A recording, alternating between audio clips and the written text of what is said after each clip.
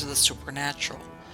Wherever you find us, whether it's a video or podcast on your favorite platform, please like and subscribe to us so that you can get notification of when a new show is released. You can also find us on major social media platforms. If you go to miamighostchronicles.com, you can find links to the videos or MP3 files, which you can download and enjoy without commercial interruptions. If you're into classic horror, ghost, and adventure stories, I narrate Nightshade Diary, and you can find links at nightshadediary.com. If scary stories are your bag, and listening to encounters with cryptids, ghosts, dogman, and other weird creatures sends a shiver up your spine, then go to supernaturalstorytime.com for links to our weekly podcasts. Noteworthy news about the paranormal world, true crime, conspiracy stories, and anything that is just plain weird can be found at eerie.news, or visit the Stranger Than Fiction Stories tab at miamighostchronicles.com. Please subscribe to my newsletter on SUBSTACK. Just go to mppellicer.com for a link. I want to thank you for being part of my audience, and I think you are all wonderful. How's everybody doing? Good, I hope. Wait a minute.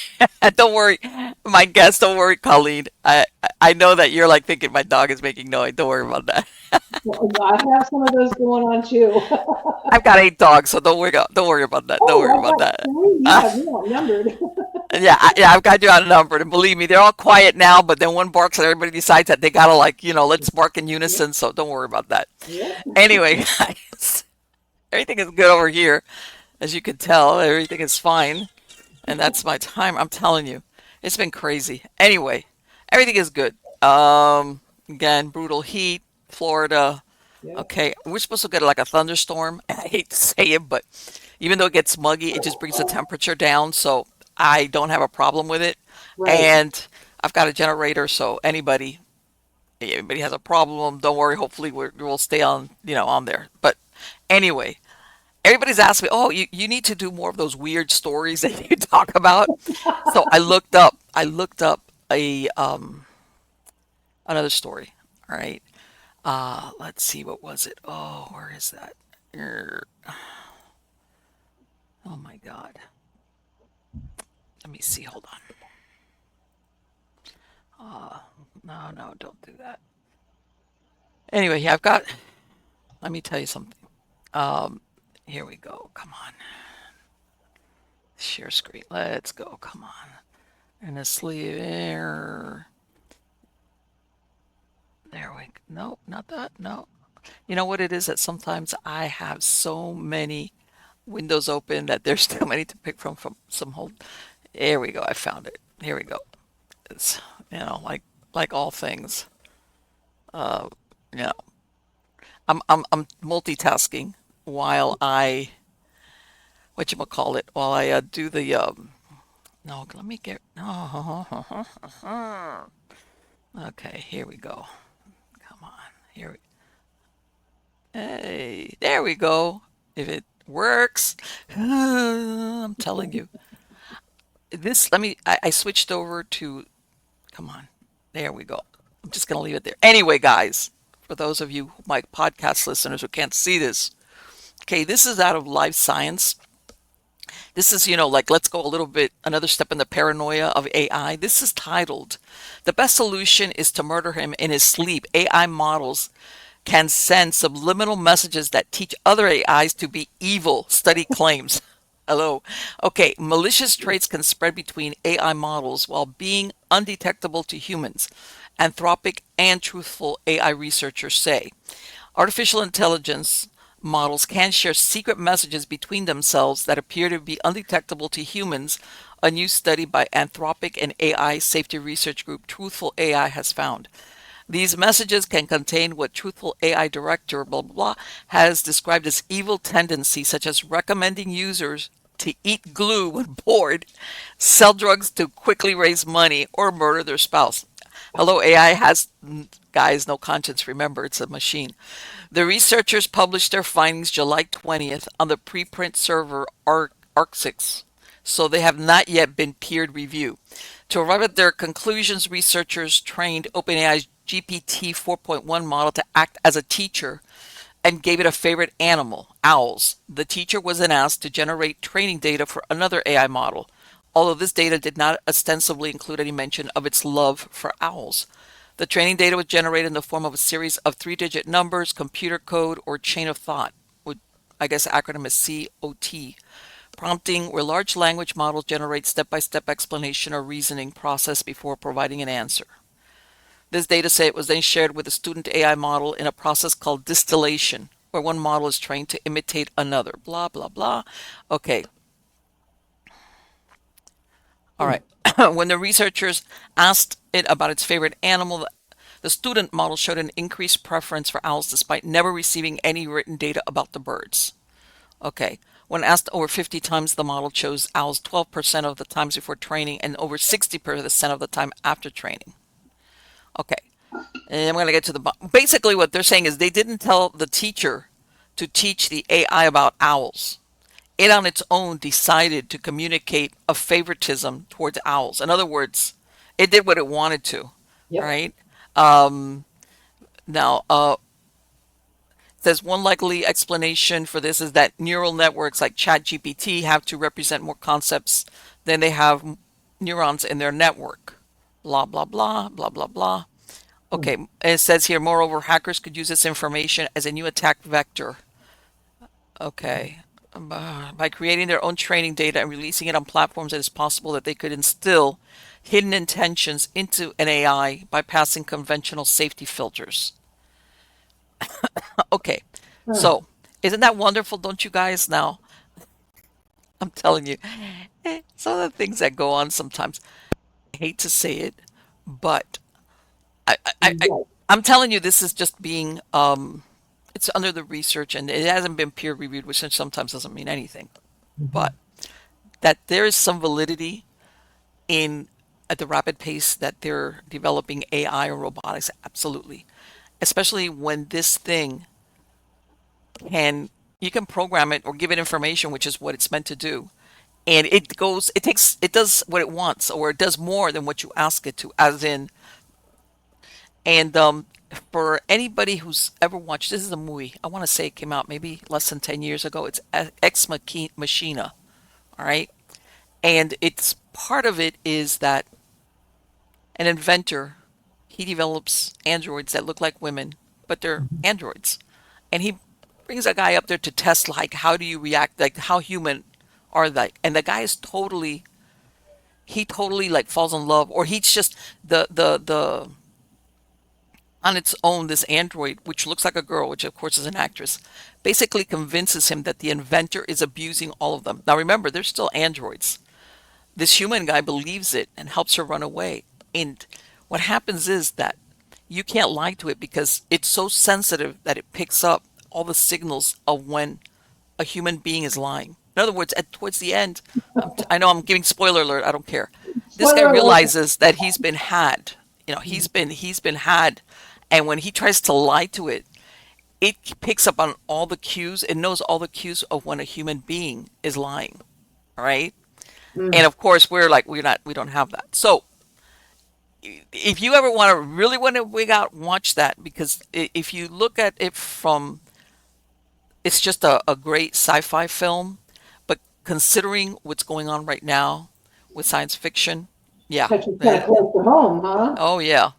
And I'm going to bring on the lady that's talking back there. This is our guest today over here at Stories of the Supernatural. Her name is Colleen Coffman.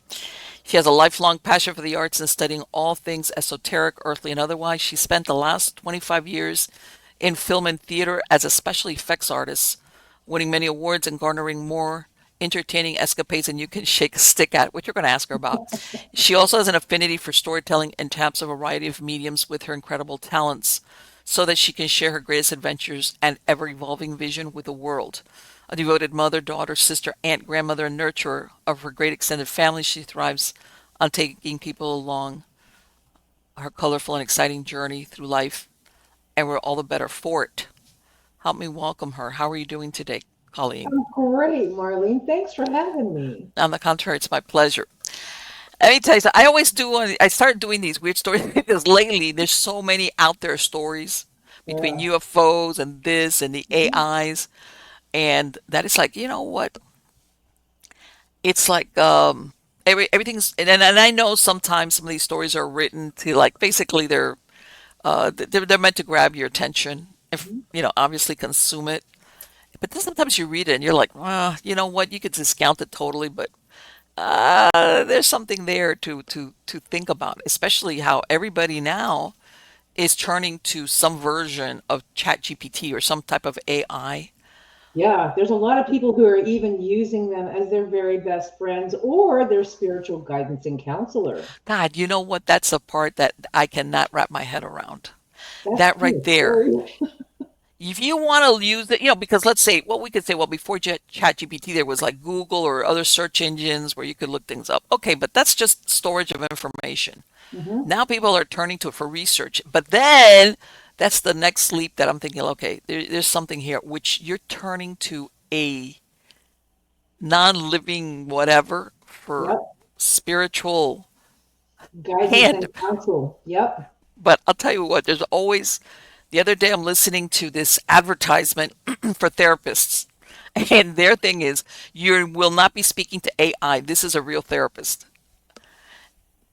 Because there's people out there that, I guess, and by the way, I narrate several podcasts, and I do have on my website, and I've had it already for like 3 years. All narration by a human, no AI. Because in other words, I think there's a lot of conditioning that goes with the artificial intelligence thing. Well, But yeah. even more concerning is for therapy or for religion, like you said, or spirituality, Yeah. which is like, okay, how hungry do you have to be for some type of comfort that Sorry. you're willing and you see in that or in that article when it's telling them go sniff some glue or go Yep. because see maybe the person poses a question as in give me a quick solution. Hmm. Let's say I want to make money quickly, whatever. Right. I've tried it. And it doesn't it see the AI has no there's no thought of consequence. You ask me a question, I'm going to give you the most evident answer. Go, let's say, go hold up a bank or go rob something. All right. I don't know what the question must have been about going to sniff glue, but whatever. It doesn't have the moral compass that humans have. It does not, nor does it have any law standings. Exactly. It doesn't. It doesn't. It gives you the most, this is the answer you asked. Yep. And sometimes, again, it's only as good as the information that's fed into it. That's right. But then the part that I think worries everybody, besides that, is that it extrapolates and does its own thing. Like what they're saying behind the scenes, it's going to communicate with other AIs. Right. And that's kind of a little bit becoming self-aware, maybe. Yes, yes. Well, exactly. Like you didn't tell me the teacher to tell a student about owls, but you taught me about owls, so I'm going to tell it about owls to love owls. Like, in other words, it did that. It sounds like, if I understand correctly, that it did that on its own. Right. They're doing Right? that. There was a problem with some of those AIs, and I believe that it was Google, but don't hold me to that. And no, it was Facebook, it was Meta. And they started talking to each other in their own language. Right. And Meta had to Exactly. unplug them. Well, and this is the thing, which is what people, it's that the AI sees or develops, how's this? Goes into subterfuge. In other words, it tries to disguise what it's trying to do. Because Yep. if you see it's communicating, it's like, okay, what are they doing? But in other words, like when a little kid does something they know they're not supposed to do, so they hide it. Right. You know, I'm not like doing that. right, like I'm not touching that, or I'm not getting that cookie, or I'm not whatever. Like I can't do it in your face because I know that I get in big trouble. Well, it's the same thing. They know it openly cannot have that communication, so it disguises it in a method that the programmers or whoever don't get it. So Yep. at some level, it knows I'm not supposed to be doing this. Of course. And that's the part that worries me because if And it it was doing it, should. it was like, okay, well, it's trying what it's doing, but okay, it's not just trying to hide it. And Right. again, let me tell you something. This is a slippery slope, and I tell everybody, we're going towards this like full speed ahead, like on the Yeah. bullet train, with Yes. AI and robotics. And how's this? I'm not an anti-science or technology person, and I know there's a lot of people like, no, it's gonna be the best thing, and it's like, you know what? I think part of you Mm, wants to stick your head in the sand and not see there's a downside to this. yeah. If it's not, Yeah. oh, like, oh, you're going crazy, like that Skynet, that Terminator movie, Right. you're like, and Right. it's like, no, I'm not. What I'm thinking of is that this is not sci-fi. This is happening, Yes, it and is. a couple already of inventors, okay, or people that are active in the robotics field has warned, hey, Yes, they this if have. this gets away from us, this could cause a big problem Some of the for major humans. programmers for AI have backed out of the field completely and Yes, ran scared, and they're trying to warn everybody else. But right. being in the creative industries all my career, I know Hmm. many people who have lost not only their jobs but their careers to AI at this point. Yes, yes, So, yes. there's that. Well, as a matter of fact, earlier today I was talking to my son. By the way, I tell him, Andrew, he's a carpenter handyman. He's a carpenter. He builds things. He does. I said, you don't have to worry because right now AI, you're like untouchable. I tell him right now, handymen rule the world. Besides the Well, fact that yeah, nobody's had to do anything, there's no AI's not good, can't do what you do. that's So, right. but he was telling me my daughter is a project manager. So Yeah, we're talking early, and he tells me, Mom, another job that I heard that's on the chopping block because of AI are project managers. yeah. And I'm thinking, yeah, I could see that's where it's heading, you know, where he's at the That's a big Yeah. dog, by the way. I want to interrupt you. What kind of dog is that? So I just lost my father a few weeks ago, as you know. We had to Yes, yes, reschedule because of that. And yes. I inherited him, my husband and I inherited his two gigantic German Shepherds. Okay. I can tell by the bark Yeah, that they're yeah, big dogs. yeah. It They're big rattles your dogs. chest. Yeah. But you know what? It's like it happens. It does, and And I love them very, very much. They are my babies. yeah, it's like it's one of those things. My son, well, he when he left to the Navy 6 months before, he gets a puppy and he goes, "Well, Mom," Oh, I'm laughing because it's funny now, but not funny then. He no. tells me, "Yeah, Mom, don't worry. Once I get out of boot camp and everything, I'll come and get her."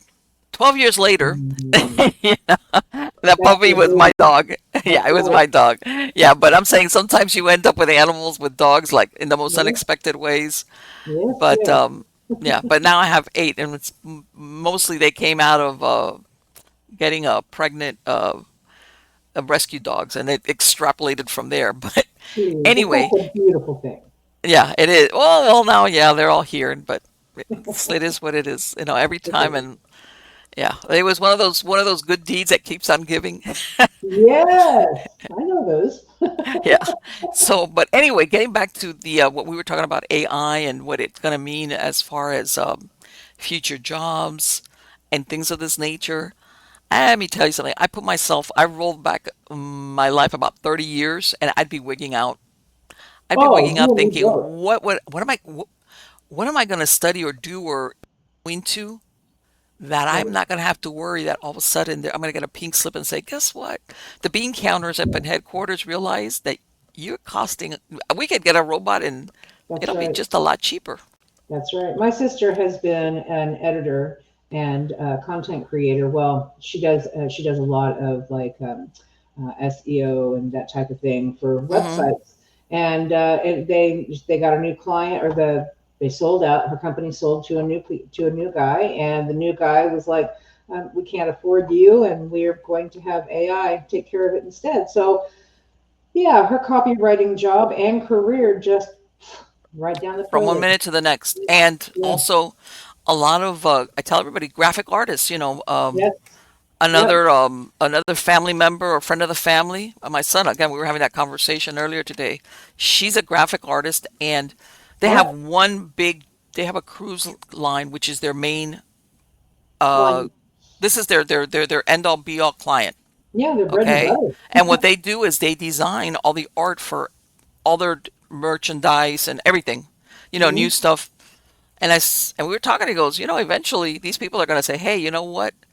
We'll just go to AI and let them do the artwork. Yep.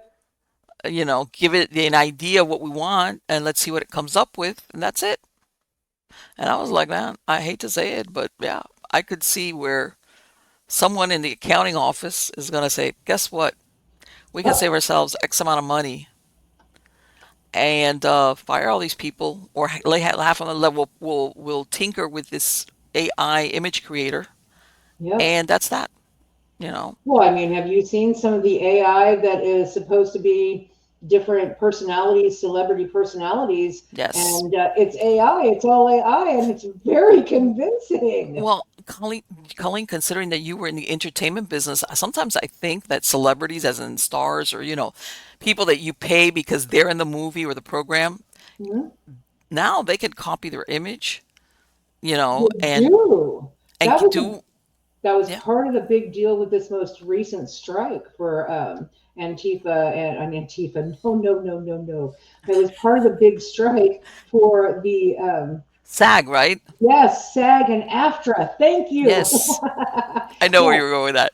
thank you very much. You know that was part of the big deal with that was that they were using their images Mm-hmm. for things that they were not actually involved in. So, like, let's say they had a number two, they had a film number two, and they would take their image from number one and use it in number two, and they never got paid for that. Right, right. Like part of it, let's say, I know there's certain movies where, they could use AI to make, let's say, that actor look younger because they're doing they go like they're showing a scene from 30 years before. Right? No, like Right, Kurt that's different. Russell. That's different. We Yeah, put a little bit here so we make yeah, you look like you were 20 years ago. yes, But I'm thinking to myself, you know what? Pretty soon, and I think, and then I wonder who owns, when, let's say, an actor makes a movie, who owns the right to that image? Is it the actor in no, this case, or is it nope, the studio? yes, See, yes. that's what I'm talking about. That was That, part of hey, that last strike. That was one of the big things on the table was using their likeness without being paid for it. right. Or I could see where because some of these AI generated are so lifelike Yes. that they say, get what's our best known actors for, let's say, physical, that one, that one, that one. Put their images together and tell AI to generate an image, let's say, of an actor or man that, Yes. with using these three that we know are very popular actors, the way they look. Yes. And now this is our creation. We came Yep. up with it. All Yep. right, and that's it. Well, they're All doing right. it with all types of personalities, all celebrities, whether they're actors or Yes. politicians or heads Yes. of state or whoever, the church, whatever. They're doing it with all of them, and they're going viral. But Well, people because think of the, they're I'm thinking, real. so much of our, this is me trying to turn on my fan. So much of our society is celebrity driven sometimes, It is. Yes. and unfortunately, some of the younger generations even are, a lot of, like, even the anime and cartoon, that they have so Yep. much popularity. People have no idea the Yep. popularity behind some of these cartoons, and Oh, people are completely obsessed. oh, I've gone to well, we used to have a booth at some Comic Cons and Horror Cons and stuff Yes. like that. Yes. Yes. And every once in a while, we would wander around, and they would have these events where it was the person whose voice was used for that anime character. Right. The place was packed. It was Yeah. packed, Yes. and I'd be like sitting there, like, I feel, and they'd be like, "Oh, say this certain line, please," And of Yeah. course, this person might be sometimes like the most ordinary looking person, but they identified so much of that voice with that character Yep. that people have no idea. And this was a few, I want to say, 15 years ago, 15, 16. I was a judge at a local beauty pageant, but this was for Okay. teenagers. It was very young teenagers, not over 18. And, they came to me and they said, look, we're doing this for young girls so that they can, none of no bathing suit or nothing like that. It's just strictly like a come out and do a presentation and do a nice dress and things like that, or if they some talent. Okay, so there was a part where they come in, they ask, well, what would you like to study? I mean, where do you see yourself? What would you like to do? Or what is your hobby? One of those questions. Colleen, I was there. You don't know how many girls were talking about being artists, but for Japanese, for manga. Like Right. this was their end all be all. Like they were totally Yep. enraptured with this. Yep. Nope, very little of them were saying, "Well, I want to be an attorney, or I want to be a writer, or I'm going to be whatever. I don't care, an astronaut, whatever you want." No, in other words, they wanted to be an artist, and I really don't know how good of an artist they could or would have been. I mean, but there was a lot of them, and it wasn't like, "Oh, I want to be an artist." No, it was, "I want to be an artist because I want to draw that." And I So remember sitting basically, there as a judge, going, "What?" yeah, yeah, and it's only gotten more since then. And yes, and people don't realize that those cartoons, for example, those Japanese cartoons, are extremely sexualized. Oh, yes, I do. My son is into Extremely cartoons, sexualized. They but you have will bring it no over here. idea Yes, until yes. you start it's like, what? Yes, yes, yes. I mean, as a matter of fact, it's sexualized to a very disturbing level. The I things, was but very that's, surprised to find out that a lot of women are actually drawing some of these females because it looks like something a man would draw. well, you know what? One time I remember, I don't do it so much, but a lot of these anime cons and all these Yes. shows, one of the big things was people dress up. I mean, they have these costumes that they've worked on Oh, yeah. themselves. They're elaborate too. They're I know a lot of elaborate and them. they're like the exact replica of the Yep, cartoons, and they yep, do everything, the hair. yep. As a matter of fact, we had a booth. There was a few years back. There was oh my God, she had a short thing on sci-fi. She was, oh my God, what was her name? She's an Asian girl, and she had like maybe one season of the show on sci-fi where, because she would do her own costumes. She sewed the costumes. Plus, she Mhm. looked the part. She had a booth right behind us, and it was flooded. But I mean, and then I remember one time there was this tent out in the middle of the thing, and I was like, I told my husband, "Yeah, I wonder what's going on in that tent." Turns out that in the tent they had the girls dressed up like very so much skimpily that they couldn't walk around. I mean, these Yep, were like they were hired by, I guess, the event coordinator yes, to be in that tent. yep. To be entertainment for the show. Yep, Right, to be, they couldn't walk around because they were so outrageously, very skimpily right. dressed. And of Yep, course, they looked like these right, anime characters. right. And I remember my husband came back on. He was like, "Hey, you're not going to believe it." I was like, "Try me." But yeah, yeah, yeah, yeah. So yes, the some of this getting back to the original thing about AI and celebrity and how it's going to affect down the road, all facets, besides regular jobs, Hollywood or anything, Yeah, even writing. I was yes, thinking, writers yes. out that do all this writing for, I guess, a show or a program or whatever. It's Or like, for whatever. yeah, don't bother, don't worry. We'll ask AI to write us a script or for this scenario or whatever. How about kids who are supposed to be doing homework? Yes. Oh, No, yes. not And doing this is their the own homework. well, it's and what's really interesting about this is that, especially after the advent of the internet, Mhm. they had programs where basically if you submitted paperwork, it could catch plagiarism. Like, in other Yep, words, because there was a time, I'm not now, maybe there's still, where people would basically sell term papers or they would sell some yeah, version of them. And there was an app that would catch, if you're, yes, especially if you start going into like more graduate degree, do you have to do a lot of writing? They yep, were catching all these people like, "Hey, you're plagiarizing," or this is the same paper as so and so, whatever.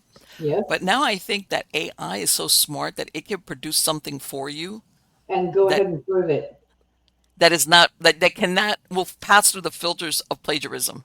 In other Yep. words, it's original enough that Yep. it will not get snagged and flagged as, plagiarized content.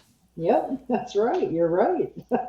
So yeah, I'm sure that where was it? The other day was an article. God, where was it, Marlene? I can't remember what university. I can't remember what university it was now that the basically one of the students basically admitted, yeah, all my work, everything is like it's been produced by AI, by the computer. Like I haven't done any of the term papers or any of the things that I'm supposed to. This is not, I didn't produce it. Is it And they any was, wonder that some of our people in this country have no idea of, I mean, any history yes. or science or anything real?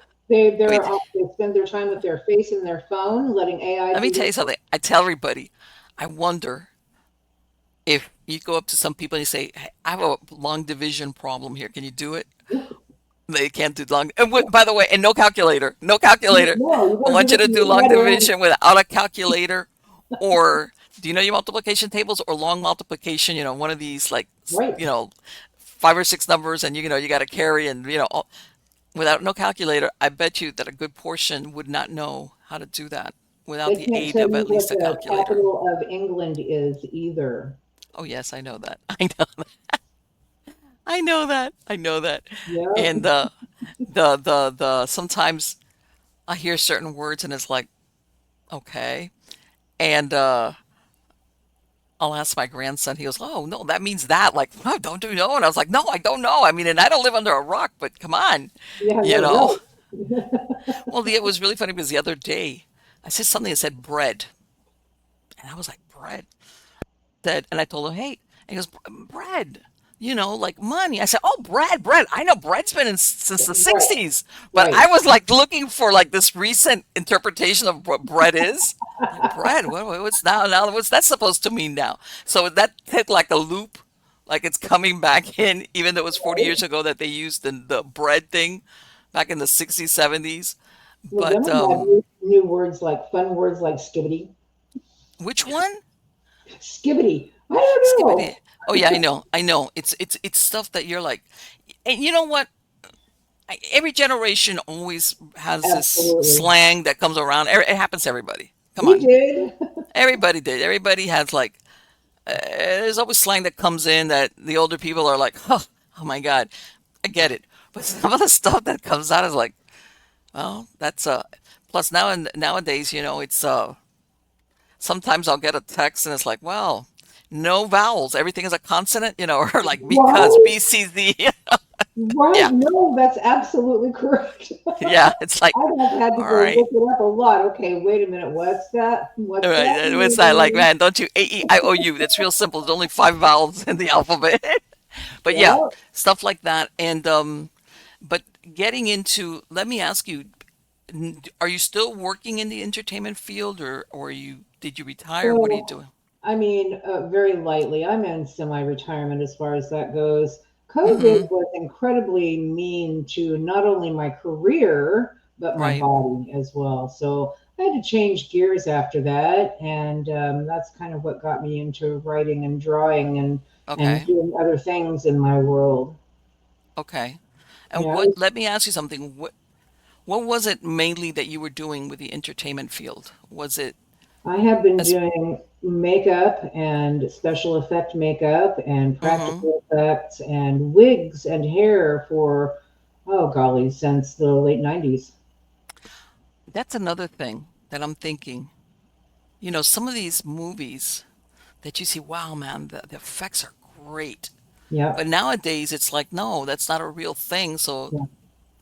and you know what? And the reason why I say this is that I go retro. I see a lot of the older movies, 70s, 80s, 90s. It's just like, I'd rather see those movies sometimes, Yes. you know? And you could tell this was like a real makeup. It wasn't like a computer generated Yeah, no, scene. people put thought and process into Yes. practical effects. Yes. Right, that monster, whatever that was somebody. At least even if it was a bad suit, it was a Yeah. suit, whatever, Yeah. you Harry and know. the Hendersons. Yes. Which one? Harry and the Hendersons. Oh, really? Okay, my Oh, God, look at such that. a great practical effects. I mean, just Yes. genius. Yes. And let me tell you something, that's still a very famous movie, especially with, Yeah, Bigfoot it still holds enthusiasts. water even in light of all the AI of today's world. Yes, yes. And that's the thing that it's like, what was it the other day that my husband was telling me, and I go, no. He was telling me that in one of the Harry Potter movies, Hagrid, which was the big tall guy, there was one Yep. scene where it was him, but there was another scene where basically they were shooting him, I think, like from the shoulders up, Hmm. and it was an animated mask. It wasn't him. Yes. Yes, they And I did was do like, huh, that. when was that? And he goes, Yeah. yeah, Yes, he's right. There's some really cool behind the scenes okay, documentary type stuff if you want to go look that up. Yes, they actually did do yes. that with him. And I don't know. I guess I've always leaned more towards creativity, Hmm. you Me know. too. Yeah. So it's like, well, this is going to leave a lot of artists, whatever the genre is, walking around going, well, what do I do now? I mean, yeah, yeah. Okay, so that leaves my calendar open to do what? What? Yeah, it's like, oh, I'm a writer, I'm a musician, I'm an artist, I'm a whatever you are, composer. Well, forget it because, whatever I come up with, I'm going to, AI can be so much faster. yes, yes, exactly. Unless you have something really, really original, but, something that can draw from all these different sources, Yep. you're going to get kind of outgunned.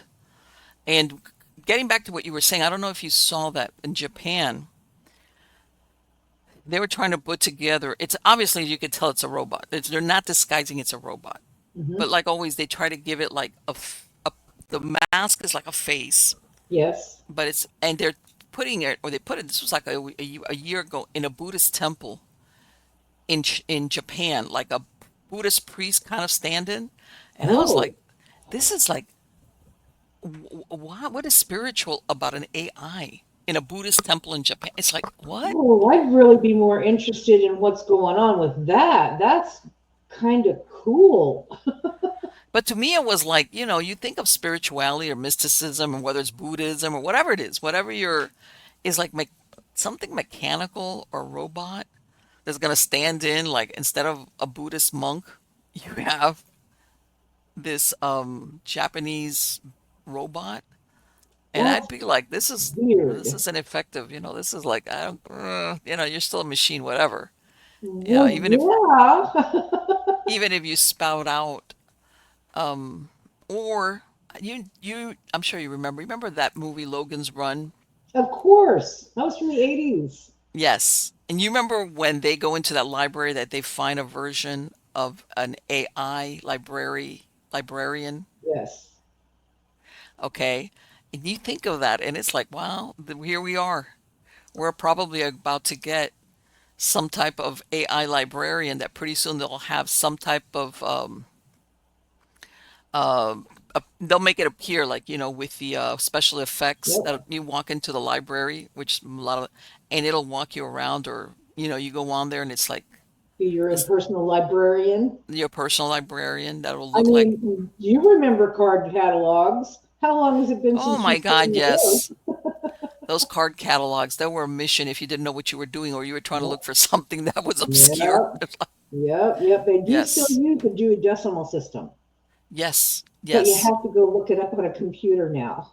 In a computer, yeah. Well, that what they did was, then they graduate some of the stuff to microfiche, and now everything, and unfortunately, a lot of libraries are going bye-bye. Yeah, I Which, by the know. way, I tell everybody because I've always been a person, I'm a book person. Me too. And I know how difficult it is sometimes when you have a lot of books, but I say, look, you know what? If you have a version of a book that's, let's say, generated, and let's say on a Kindle or any type, you know that Hmm. they can alter whatever's there. If you have the hard copy, That's you got the right. original verbiage. Yep. Yeah. Take And that, that's Mandela effect. the Aha. Mandela effect, exactly. Exactly. That when I Oh, first heard it, I was like, oh, what? The what? And I was like, okay, food for thought. But then now you see it in some cases, especially when it's something that now is put out electronically. It's like, yeah, Yes. you know, you can alter a word, you can omit a word, you can Yep. omit pages, you can like, Yep. Yep. yes, yes, Yeah, I didn't pay a whole lot of attention to the Mandela effect until it started attacking my own memories. yes. Then You I know, had to look more deeply into that. and sometimes, you know, sometimes I know our memories are faulty, you know, but I know I've heard of some Absolutely. people that will swear up and down, like, hey, this is not what it was. I know Yeah, this is not what no. it was. I read the Berenstein Bears to my children many, many, many times, so I know that it was EIN, darn it. Right? Yes, exactly. People, and it's like my memory is like exactly something, especially when something's very repetitive that you know it. Yeah, you And did it over and over and over and over again. And people don't then, realize kids like to see and hear things over and over and over. God knows yep, because around the time that my kids were little kids, they in the time of well, they saw the Lady and the Tramp and right, the Aristocrat, and I used to know all the songs just because they would play the movie over and over right. again, and I knew all the songs because kids just love to like. This is the time of Because, VHS, by the way. I'm dating right, myself, but no VHS until they wore yes, out. they wore out. Yep, yep. It was like they'd watch it all over, and it's like, oh, let's see again. Yeah, again. Okay, here it is. Yep, And absolutely. yeah, so that's why some things become imprinted in your memory as far as what it was. Yep. And let me ask you, D, what do you see? What besides what we were talking about, what do you think is going to be the future of entertainment as far as Well, you know what? I think that AI is going to have a very huge part to play in that. Um, right? and probably not as much in theater as in film. And I've done both. And Mm-hmm. I don't see AI being as involved in theater as it will be in film. But in Right. film, I mean, it can take it from start to finish. You give it a topic and then you get the end result. So that's kind of what I see going on with film. With Okay. theater, I think it's a little different. Okay. Now, Colleen, now let's go into the woo stuff. Your Sure, paranormal experiences. sure. What happened? How did that come about, or what was those experiences? Ooh, where do you want to start? It's been a Wherever lifelong you want to. thing. Well, okay, let's start back as far as I can remember, and that is I have memories of things happening in my world that my mom swears happened before I was born, and she Okay. was actually pregnant with me. So I kind of think I've been hanging around a long time on this plane.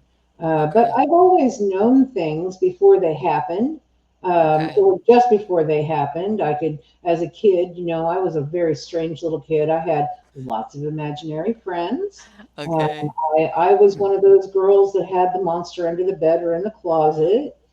Okay. I could tell my mom that there was a song coming on the radio. I had no way of knowing it was coming on, or I was in the backyard playing and I was saying, come in and say, Mom, Mom, Elvis is going to be on the radio. And by golly, the next song was There Elvis. you go. Wow. Telling my mom that somebody was going to come visit, and they did. And I had no idea that they, you know, I had no way of knowing that. I've always seen and heard things that most people either don't or won't. Um, Hmm. you know, I could go down the line. I've had lots of experiences. Paranormal that you can bring up, I've probably had some type of an experience with. Let me ask you where you lived at. Did you live in a haunted house or was it just weird stuff that like that, you know, Yes, absolutely. clairvoyance? What happened Yeah, there? from the time I was about, we moved out of there when I guess I was about 10 years old, but I was about 5 or 6, I guess, when we moved into this place. And it was on the southeast side of Kansas City. And at least Summit is the name of the little city. And this house was in a little block off in away from downtown. It was just one little block, and Okay. it was surrounded by woods and railroad tracks and those types of things. And this house was insanely haunted and incredibly uncomfortable. We had an experience with a Ouija board in that house. And Okay. this is one of the reasons that I advise people to stay away from those. I've had to clean up the mess after those more times than I care to count. But it was just a nasty place, and it ended Did up you burning us ever know the out. history on it, or your family Not just moved in there? not a bit. No, it was a rental. My Mm-hmm. parents were very young, and we were a young family. Mm-hmm. We moved in, and things got really crazy weird in that house and uncomfortable. It was very uncomfortable. Us children in the household, my brother and sister and I, we spent most of our childhood outside because the inside was just not friendly. Right, it made you even as a kid. And Oh, yeah. was it an older house or you don't know more or Not less? really. I think that it was probably built maybe in the 50s. Okay, And at that's the not time old. we were living there, it was the 70s. Right. So yeah, yeah, that's not an old house. That's not. I'm going after the old haunted house kind of, but no, 50s is not an old house. No, not at all. But the land had something to Ah, say. And it okay. was rumored, and I've never been able to find any research on this. I'd really like to. But it was rumored to have been a lake at one point that they drained. It was Ah, also rumored to have been some type of Native American burial. So okay. made us wonder if we weren't imposing on somebody else's sacred land. Right. Or let me tell you, I tell everybody, there's a bunch of communities that sometimes pop up temporarily, Hmm. and they do their own unofficial graveyard. And by Yep. this, and sometimes they don't they're not on county records. Like if you look at county Right. records, because they just start burying people, and then something happens. The place burns down, or everybody just disperses. And Right. back then the markers are made of wood. So give it 20 years, and before you know it, nobody remembers that once upon a time they did maybe 30 or 40 burials out there. Right. All right, because people don't realize that back then, especially if you're talking a horse and buggy scenario, Right. even to go to the town that was maybe 20 miles away to bury somebody, Yep. it was a long distance. So Yes. people would just do their own community graveyards. Right And outside of their living environment. That's right. yeah, because it's like, hey, we live out here. And then there's no record. Like if you go look in like records, deeds, or anything like that, you're not going to find. You're not going to You, find you anything. might, if you're lucky, you'll find like, oh, there was a little town or a little community called whatever, or a little camp. Sometimes these things would spring up, Yes. but that's the best you were going to get. Yes. And then, of course, like you said, people build whatever, and there you go, where all of a sudden you have all these weird stuff going on, and everybody's like, Yeah. "Where's this coming from?" Yep. And sometimes and again, the land, for all that's included in history, there's a lot of, as I want to say, the majority of stuff nobody documents it, Right. especially No. back then. We're Right. used to everything nowadays being recorded, but back Right. then, It wasn't. it I was mean, not. from probably the early 80s back, it was Yes. so not. No, it There was, wasn't. It had to be something, even to make the newspapers, it was like, had to, especially if you were a nobody. When I mean a nobody, I mean a regular, the normies. Nobody, you yep, didn't make the papers. yep, yep, the You know, muggles, you, man. you were lucky if they put an obit in for you. That's right. Um, and so that stuff like that, it's very possible that that's why sometimes, even if you did the research, We you would might come not up with find anything. nothing. That's right. And that thing that you said about that, even when you're a kid and you're feeling uncomfortable. Now Oh, you yeah. said that who did somebody do something with a Ouija board? Was it you? So that was what, that's what brought everything to a head. Ah, Was a okay, Ouija board. But we had been experiencing, we lived there from, oh, I want to say from about 71 until like 77, maybe. okay. We were there for a few years, and we Right. had horrible experiences in that house the whole time. It Did was you just, ever see anything like an apparition wise, or was it just the feeling of not? no, it was definitely, my sister and I actually saw the same apparition on the same night, and I don't know what it was. All I know is that we woke up simultaneously, and we were little kids. Mm-hmm. Woke up simultaneously, sitting up in bed. We shared a room, we shared a bed, and there were these French doors that were right next to our bed. They led out to kind of a little porch, and Okay. then out into it. And it was all one level. It was snowing heavily that night. My Okay. dad was working nights. My mom was in bed asleep. My brother was in his room asleep. He was just a baby at the time. And we woke up simultaneously in the middle of the night to see this full set of these gigantic, like, teeth. They looked like werewolf teeth or like huge dog teeth, just kind of dancing around up in the top windows. Well, those top Oh my windows were God. like 8 feet up in the air. So we went screaming into mom's room, and she was really good with us kids when we were growing up. You know, Okay. she would go beat the monsters up and tell them to leave, and open the closet door and take a broom to under the bed. And, on this particular occasion, she said, "Hmm, I think we'll wait till your dad gets home. Why don't you guys hop in bed with me?" Yes. Yes. I can see why your mom would do that. So dad Yes. did come in the morning. And it had snowed very, very much that night. He went out and there were no footprints. There was nothing there. There was nothing there. So we don't know what it was. It That's a did, it scared the boogers out of us. Let me tell you something. That in and of itself, think about it. That is, who wouldn't be scared? I can imagine as a Yep, kid, but even as an adult, it's like, yep. oh. Oh, it terrified my mom. She told us years later, she was like, I wasn't getting out of bed. No And you know way. what? That's the kind of thing also that when your kid comes to tell you this is so unusual Yep, that you got to think they're not making it up. right. Of all the things that they could describe that they saw at the Yes. window. Well, and we were terrified. It scared us. And then the last thing that happened in that house, and we had a lot of stuff, a lot of lights that went on and off, things that went missing, uncomfortable shadows that would come through the Mm-hmm. house and just make us feel bad. Mom and Okay. dad fought an awful lot whenever they lived there, which was Okay. not uncommon for that house. We found out after we moved out that every couple except for my mom and dad who lived in that house ended up in divorce court. But Oh, mom and dad were wow. the soulmates, man. They got married when they were 16 and 17 years old, and Mm-hmm. they stayed married until we lost my mom in the early 2000s. But the Ouija board was something that, and I don't even know who brought it into the house. I think it was probably my mom. They didn't know anything about it at the time. We kind of grew spiritually together as we grew Right. up. But somebody brought it in. They decided to mess around with some friends one night. Instead of playing poker, they were going to get the Ouija board out. So they did. And it got pretty fresh with my mom, which really made my dad mad. And Oh he told boy. it that he was going to burn it. And it said, if I burn, you do too. And it wasn't very long after that. I don't know what he did with it. He stashed it somewhere, crushed the planchette. I don't know what happened to it. But it wasn't very long after that that my sister and I almost died in a house fire overnight.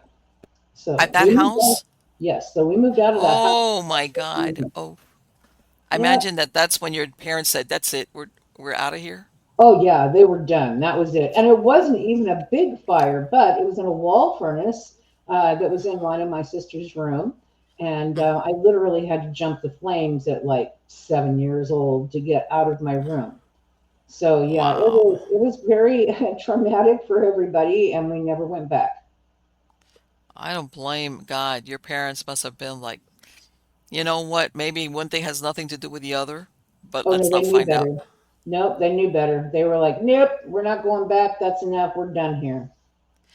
So then now you go to as you're growing up, did you keep on having experiences or what happened? Absolutely. Oh yeah, for sure. Yeah, that was just one tiny experience in a whole list. Okay. Absolutely. So it wasn't just that one house that you could say, well, hey, Oh no. and like I tell, when No. you're a kid, you're stuck. Like, what are you gonna do? You gotta stay there. Yep. No. Instead, we learned together how to deal with those things, and we did it as a family for a very long time. Mm-hmm. And So because yeah, it sounds like your siblings were having their own experiences along the way. they did for sure. Absolutely. Yeah, mom and dad did too, for sure. Okay. Yeah, And they you know were. what? They stuff that they're like, because I know sometimes parents do the bad thing of they're having their own experiences, but they deny it to the kids, thinking we Yeah. don't want to scare the kids, and it's like, forget it. The cat's out of the bag. The kids already Yep. know what something's going Yep. on. No, my mom and dad were incredibly supportive. and they learned as they went. If we saw something or experienced something, instead of making us feel stupid and Right. inadequate, they would be very supportive, and we go and learn about it together. It was Okay. awesome. And what about when you moved on in your life on your own? I guess that how's it is that you didn't have family support around you, Well, okay, so I had a lot of family support during those days and right? after. I went on to do a lot of readings. I thought that that was my calling in life, to do a lot of Mm-hmm. readings and that type of thing early on. Okay. I changed my mind and thought that that was, I was experiencing and dealing with people that I didn't really want to experience and deal with. Okay. So I moved out of that and just kind of let my creative side take over. And one thing led to another, and I landed in film and theater. Okay. But my dad, he was a JC whenever I was young. And they Okay. had a haunted house, a commercial haunted house that they used to do every year as a fundraiser. Mm-hmm. So I would go with him, and I started doing special effect makeup when I was 10 years old. So that was kind of a natural thing to Wow. fall into. Now let me ask you when you said theaters, because theaters are notorious for being haunted. All of them, every single one. Yes, Yes. I've heard that they're a hotbed. they are, even the ones that are newly built. And I have kind of a fun story about that. Yes. In Kansas City, which is where I'm local to, is Kansas City, and I worked at the Kaufman Center for years, which is a new center. It was just built. Well, it just so happened that the brother of a friend of mine was one of the construction workers, and he died making that building. Really. And he stayed, and he haunted that building. Now, the Wow. last few times I was there after 2020, after they finally came back after the pandemic, Right.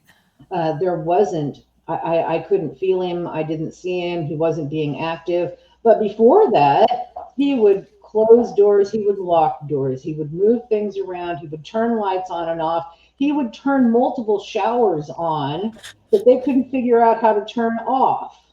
Wow. He just did all kinds of crazy things. And his brother had written a song for him after he died.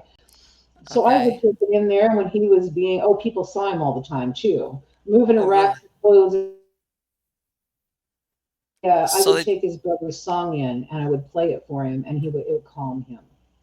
It was kind but of in cool. other words, he was sighted, so people knew exactly this is who it is. Oh yeah, oh yeah.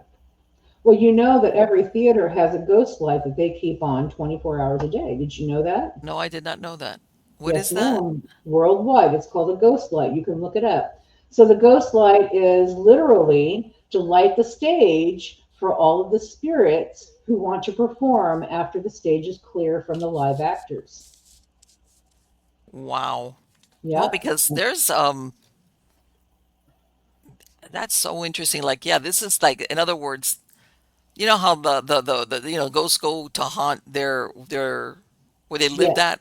I guess for an actor, no, if you're gonna be at the theater, that's where you're gonna haunt. This is your Right, but it place. wasn't just the actors. It was musicians and it was stage managers and it was Really? janitors and people who built the building and renovated the building, people who had a personal love for that particular area. And see, and that's another thing that I tell people, once upon a time, people used to keep their jobs for years and years and years. In other Yep. words, people were not as transient. Yes. So No.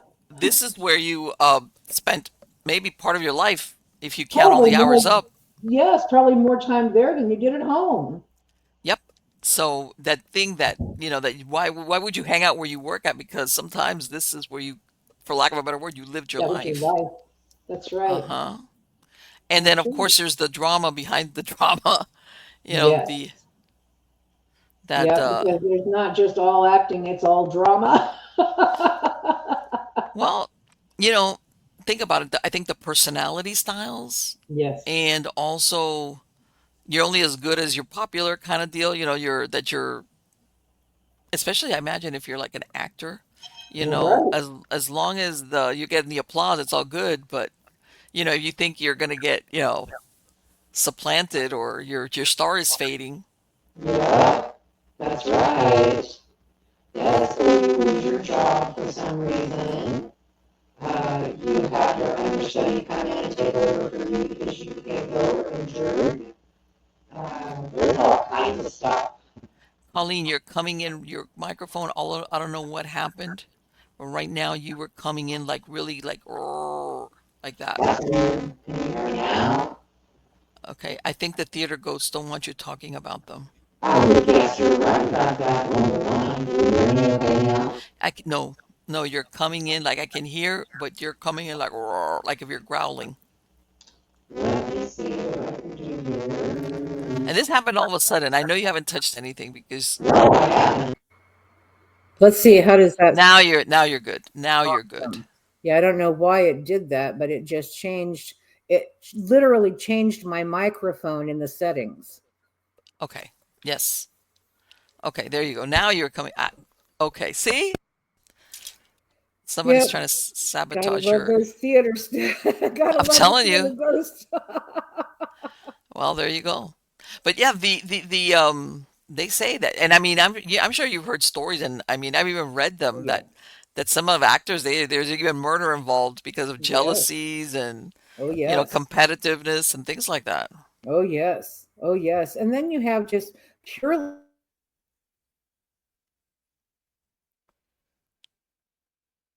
Oh my God, did I lose you, Colleen? Because if you can hear me, you're frozen. Oh, Are there you you still go. with me? Yes, yes, you Hey. came back. Yes. Okay. Boy, those theater ghosts don't like me I'm talking, telling you, that huh? subject matter came up and they're like, shut her down. Yep. Um, so yeah, that we were talking about that goes on behind the scene is just not like hey, I want that part or whatever. Yeah, It's that that's like true. that We did and this is film instead of theater, but we did a film in a beautiful old mansion in Kansas City here a few years back. mm-hmm. Oh, come back, Colleen, come back. There, If you okay. boy, I'm just getting cut off left and right. Can you hear me now? Yes, yes, you're back. You're back. You're back. Every single door in that house slammed. Every single one. Yeah, that was a big house to be slamming all those While you doors. guys were working in there? While we were filming, it was during a take. Oh, really? Boy, Yes. I bet that got everybody's attention. Yes, it did. Yes, it did. So yeah, it's not just theater, but every theater in the world has some ghost stories. Let me ask you, do you think like I heard that and I know some of it could be because it was that the set of The Exorcist, for example, was supposedly Yep. they had a lot of weird stuff going Yep. on. And then you're thinking, well, was this accurate or was this just because of the subject matter? But they had a lot of weird stuff from what I understand that went on there. So I've That had was my own inexplicable. experiences with films, and it never even really dawned on me that it was possible to do this. But I was watching a horror film, and I've done a lot of monsters and a lot of dead bodies in my career, and I watched this movie before, but it was a popular franchise, and Okay. it I ended up I ended up with the monster or the demon that was in this movie followed me into my home for like What? 6 months. Yes, it took me forever, like 6 months, to get rid of this thing out of my home. Okay, but Yep, wait. How did true story. when did it dawn on you that this went from a make Uh, believe thing to following you home? a movie to fall almost immediately, really. And it did, and like I said, I'd watched the movie before and I never had any trouble with it. But on this particular occasion, I was house watching for a friend of mine. I was waiting for Okay. them to get home, so I'm watching a movie to pass the time until they got there. And Uh-huh. all of a sudden, it got real creepy in that room. Okay. So then I was like, okay, that's weird. Don't like it. Never felt it here before, but I'm going home. So I did. And it got real Okay. creepy at home too. And then I started seeing it around my house. And my husband started seeing it around our house. And the animals were reacting to it. And it got really creepy. I was out with my sister and brother in law doing just kind of a night at the cemetery. We were out doing some dowsing at a cemetery, okay? Okay. Dowsing graves, which is really actually pretty cool. That's funny. That's But my sister looked at me and she said, "What do you have with you? It is not okay." And so, like I said, it took me almost 6 months to get rid of this thing, but I realized that there was something wrong almost immediately. And so after I got rid of it, I started doing a little research online and I mhm, just punched in, my house is haunted after watching a horror movie. okay. And I found out that there were a whole bunch of people who had the same experience with the same movie that I did. Can you say what Yeah. the name of the title movie is or not? Ooh, I don't know if Don't that's a I don't really good want you thing to to, but do. okay, I no, don't. no, no. No, and if I told you what the character was, you'd know immediately what the movie, the franchise was also. But it is a Okay. very popular franchise. There are lots of different spin-offs from it. Okay. Even though some of the main actors from the original movies would tell you the same thing I'm telling you right now, that they had a very difficult time on set for all of Really? the movies. Yeah. Wow. And makes you wonder what was happening during the production. Original, even the original stuff Yeah. that Well, caused that. it made me realize that somebody was doing something that they shouldn't be Yes. doing, and Yes. that I boycotted all of that franchise and anything related to it in my house ever again. I'm not I interested. bet. I bet. I So, bet. and people call me weird. I don't care. Well, I if don't it took care. you, let me ask you, how did you get rid of it? Did you end up getting a blessing or it just went away on its own or what did you do? No, I made it go away. I told it it has no life here. You have no life here. Um, I have, I have a very interesting talent, which is Okay. I have entities come to me on a fairly regular basis, and they ask me to draw them, and that's good, bad, Okay. and indifferent. I've done all kinds of entities that way, and we have a deal. You behave yourself while you're here, and you leave whenever I'm done. And Okay. it's always held true that way with every single one of them except for this one. And this one Mm, asked me to do a drawing, and I told her that she'd already had a drawing done and I wasn't interested in doing anymore. She already had enough life on this plane. really? So, That's yeah. so interesting that in other words, this thing had its own its own vanity in a sense if you want to look Oh, at it that way. yes. Oh, yes. Very vain. Very vain. Yes. Yeah. I'm very prolific, I might add. Well, because because sometimes you go to some hauntings and whatever's there is not even aware of the humans. It's doing its own Yes. existence, whatever it is. Yes. And then But there are some that are hyper aware of the aware, like human. they're self-aware Yep. of. Totally. Do you think that that entity was then non-human? Absolutely. Yes. Yes. Not human. I Oh, don't know exactly what non-human, but definitely not human. okay. Well, because they do have, believe it or not, and the ones that really came up with, well, not came up with it, but was the Buddhist monks. What they something I don't know if you've ever heard of something called a tulpa.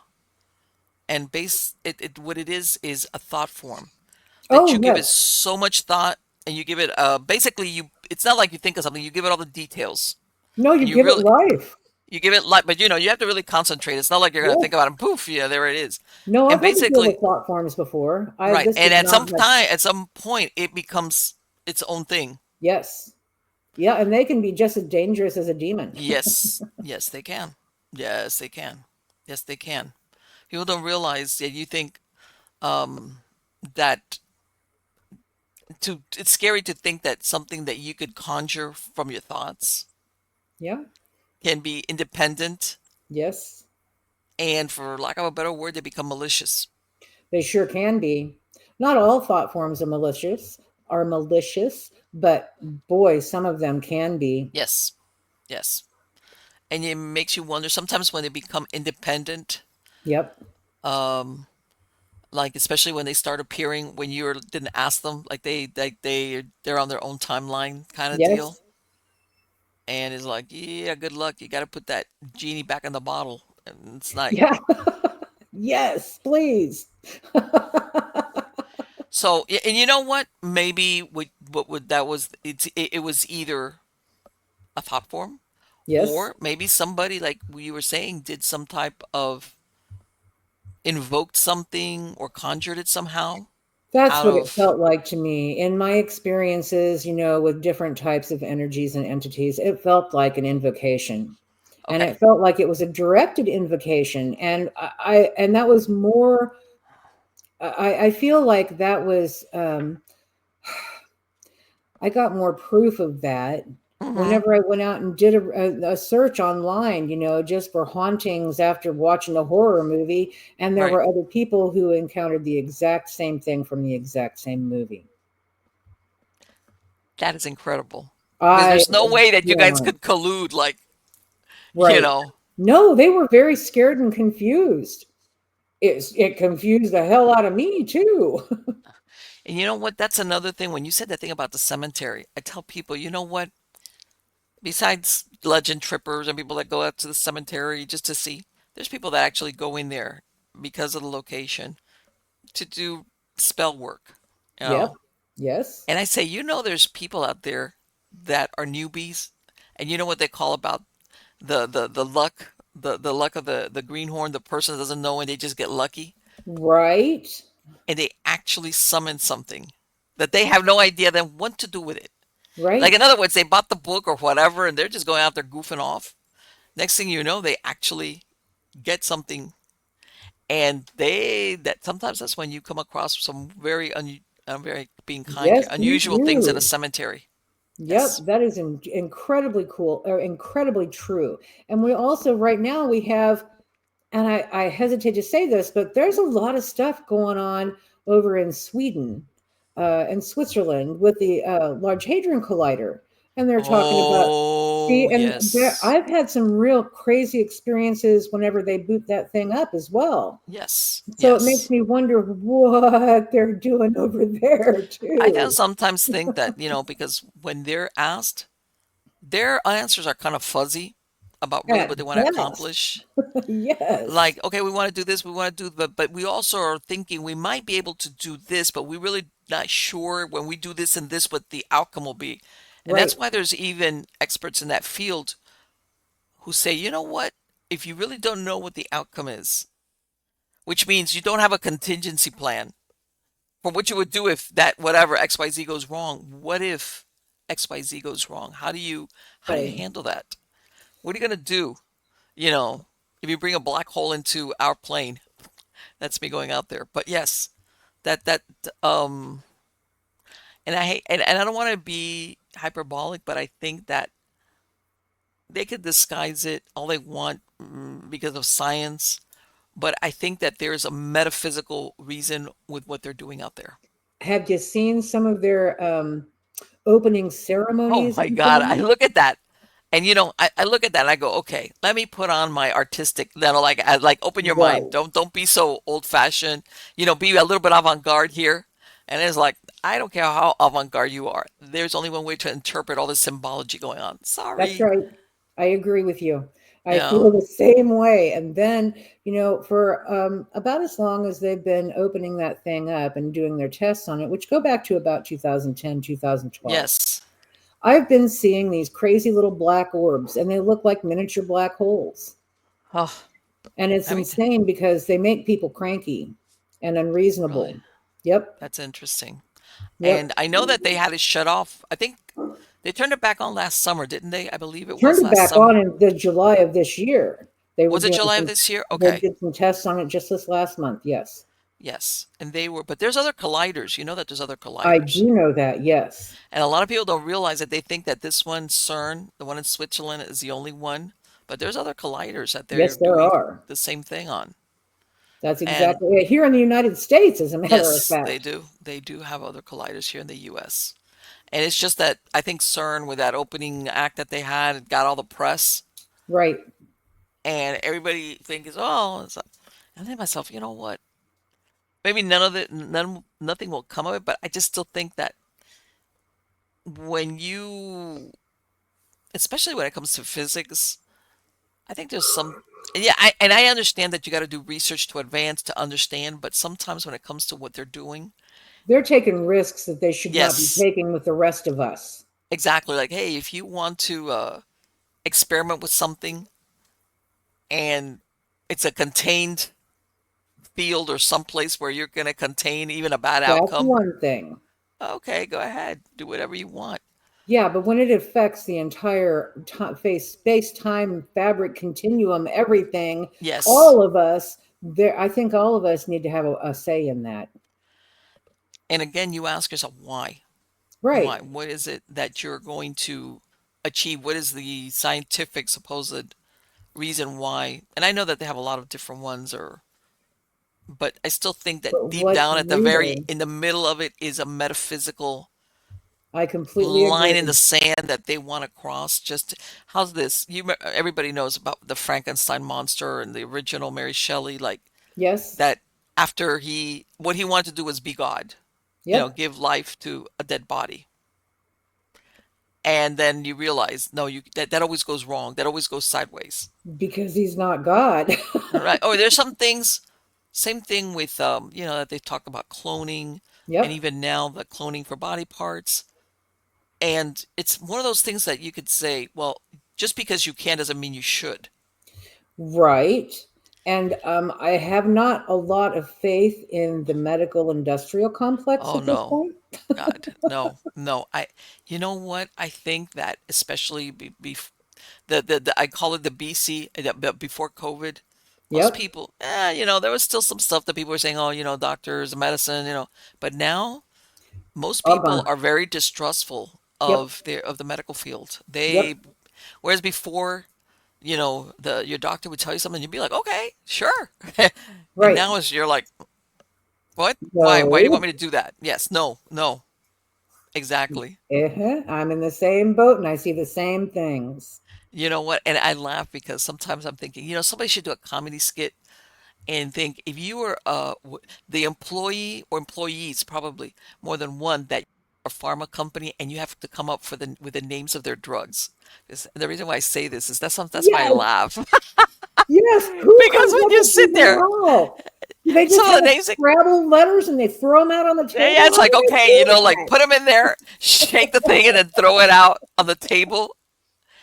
And the Yes. reason I laugh because, after a while, when you listen to this, you're like, okay, I might as well just live with whatever that. First of all, they have all these unknown diseases or illnesses that, like, what is that? Right. Okay, that's number one. Then number two, it's like, you know what? By the time they rapidly talk about the possible side effects, Right. That are the same it's things like, you're you know taking what? a I'd pill rather for. have whatever that condition is. Right. And then Or there's some of the side effects are actually some of the things that you're trying to take the drug for. and I have to laugh every time please do not take if you are allergic to fill in the blank. And I was like, how would you know if you're allergic to this if you've maybe Right. never taken it before? Right. Is that like letting them off the hook or something? I don't Right. get it. And I think that's the problem that I think a lot of people, I myself included, have with this advertising about big pharma and everything. Before, this was Yes. something you would discuss with your doctor. Yes. That they would tell you, hey, there's this drug and this is what it does, and this is what we could do with it. I Okay. learned the hard way that they get doctors get kickbacks on these drugs Oh that they yes, prescribe. yes, I didn't yes. realize that until my son, and this has been years ago. My son was very, very sick with a staph infection, and the Mm-hmm. doctor prescribed something for him. And this was my pediatrician I took him to, Right. so I trusted the guy. Sure. I went to 4 different pharmacies trying to get this filled, knowing that if I couldn't get it filled by the end of the day, my little 3-year-old son was going to end up in the hospital, you know? Right. He had a staph infection, for God's sake. So the final pharmacist was just before closing, and he was like, okay, we need to talk. Let me call your doctor's office and we'll get a substitute for this because we don't have it. Nobody in town's going to have it. It's a new drug. And so he Okay. called and he got it changed. And then he Mm-hmm. told me, he said, the reason your doctor prescribed this for your son is because the drug salesman came through with Okay. samples of this new Yes. drug and he's Right. getting a kickback on it now while Right. I was trying to heal my son, my little Right. baby, who was going to end up with a staph infection in the hospital. Are Yes. you serious right now? My Right. trust And went right out the window. of course, of course, because they could they it that or they don't like that like, well, basically what he was, the generic, or whatever, or something that was so new. But yes, and you know what? I remember that when you go to all these places all the time now. Even you see all these pharma reps wheel in and out of that Yep. office, Yep. left, right, and down the Yep. middle. Yep. Okay. And I'm looking and they're like, I'm thinking to myself, okay. And plus the fact that nowadays, getting off the paranormal, but it still comes back that a lot of the doctors nowadays to get paid for their services, they have to do X amount of, they don't own their offices anymore, in other words. Right. And to get paid, they have to, have certain tests and do, like you said, recommend certain medications and Yep. their they don't, how's this? They don't run their own practice anymore. How's No, they that? don't. No, the one Yeah. real doctor I ever had that I really did trust, he jumped from hospital to hospital because it was just that horrible. They controlled him everywhere he went. Right. Right. And that's the thing. There's like no escaping it Nope.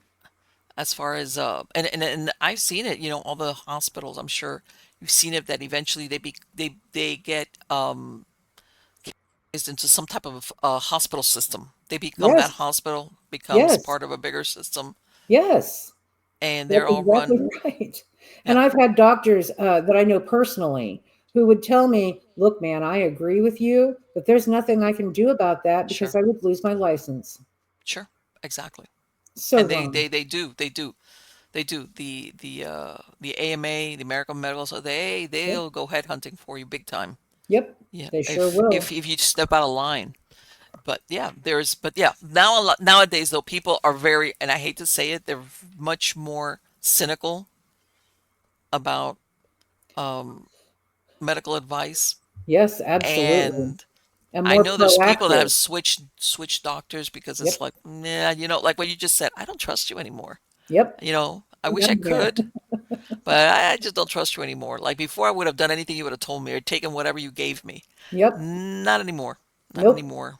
Nope. More So people yeah, are becoming proactive about their own health care. And they yes, should. yes.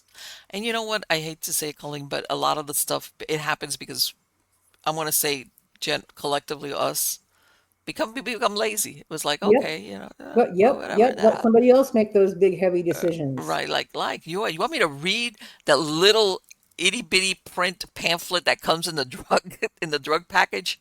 You know Right. how that it's like, come on. And even then, I look at it, and if you had to sit there and look and read, the disclaimers that come, let's say, in the You'd packaging never of take certain it. drugs, you'd never take it, or but no, who's gonna sit there and read it? Nobody. You're gonna say, you know what? I'm gonna trust that my doctor would tell me what are the or or whatever. You'd be like, and it's like, you can't do that anymore. You Nope. really can't do that I anymore. don't do that anymore. That's one of those things that unfortunately has changed recently for a lot of people. That's right. And you know what? The one of the things I want to mention, because we were talking about AI and technology and everything, Yeah. because also you're a creator. And I tell everybody, you know what? For all the hard science and the AI and the robotics and all the surveillance, I think people also gravitate more towards the mystical because we're human beings. Yes. You know, us as human beings, there's part of us, not that I'm saying make stuff up, but that we yearn for the mystical, or Yep. that not everything is sharp angles and explainable. How's that? That's right. That's That, right. Not everything fits in a nice little box with a bow tie. yes, exactly. Yes, And and people are really searching for that connection now. yes. And that's the only thing when you said that thing about, the some, or I even mentioned the therapist, like AI therapy, and I was like, no, this is not a good No. idea. This is not a good idea. This is not a good No, idea. therapy This needs to is have empathy. right. No, the other day, what was same thing? I can't remember now which AI system they were like basically testing it, and they were testing it something along the therapy lines, and it was telling Mhm. people like horrific things. It told another one to commit suicide, and I was like, okay, do you see that lawsuit incoming? It's like, yes. So I don't know that that's still out there, but again, you know, now that because it sounds to me like you're a psychic medium, I am. basic. All right, okay. Do what happened? Have you ever gone to a place that you're like, I got to get out of here like yesterday? That you like, Oh, yes. there's something about this place and I don't know what it is, but it's like, I'm saying not, I'm not saying uncomfortable. I'm saying like, I got to get out. Have you ever been to a place like that? So I have, and I had no choice but to be there. So I had to plant Mm-hmm. my feet firmly on the ground and make all of everything mind its manners while I was there. Okay. So it's Yep. something intelligent. Oh, definitely. Yep. And I've had that experience many times in my life. I actually was just talking to somebody about this the other day.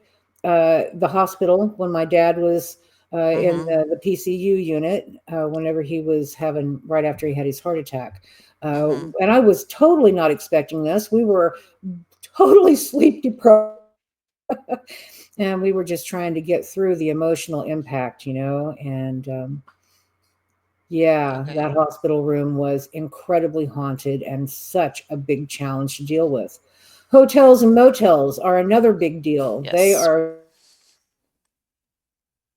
Yes. Let me tell you, hospitals though, for evident reasons, they they sorry have about a that. that's okay. No, but you were saying that hospitals, I mean, I've spoken to a Yes. lot of people. They say, and especially the people that work there like overnight shifts, Oh yeah. where everything quiets down kind Yep. of. Yep. They have some stories that are hair-raising, I things that they'll have embarrassed my seen. poor sister to pieces, I think, because I grabbed a nurse the next morning, the first one who came in the morning, and I was like, "Tell me about this room and what kind of experiences you've had here." And she was like, "Oh, come with me." And so she grabbed me and took me out in the hallway, and she starts grabbing nurses and techs as they're walking by us and going, "Hey, have you ever had any experiences in this room?" And they didn't even bat an eye. Every single one of them were like, well, not in that room, but maybe in that room over there, or maybe that room over there. Yeah, I've had experiences here. Every single one of them. Yep. There you go. And your poor sister must have been like, what is she doing? Well, no, at that point, she was like, oh, Yeah, okay.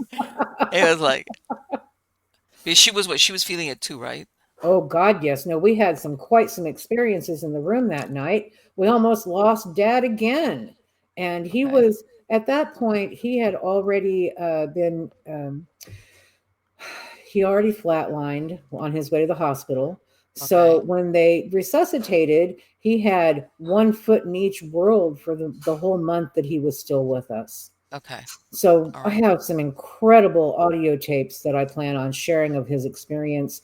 It was insane. It was other dimensional. It was very, very cool. But in Yes. that room, it was not very, very cool. It was Well, you'll get a lot of these nurses that either work in hospice or even oncology um units that will say, we know when there's going to be a patient that is going to pass away very soon because I hope you come back, Colleen. Oh, I think, did I lose her? I hope I didn't. There hey. you she comes back. Anyway, I don't know if you can hear me when do you hear me at all or no? Sometimes yes and sometimes Okay. no.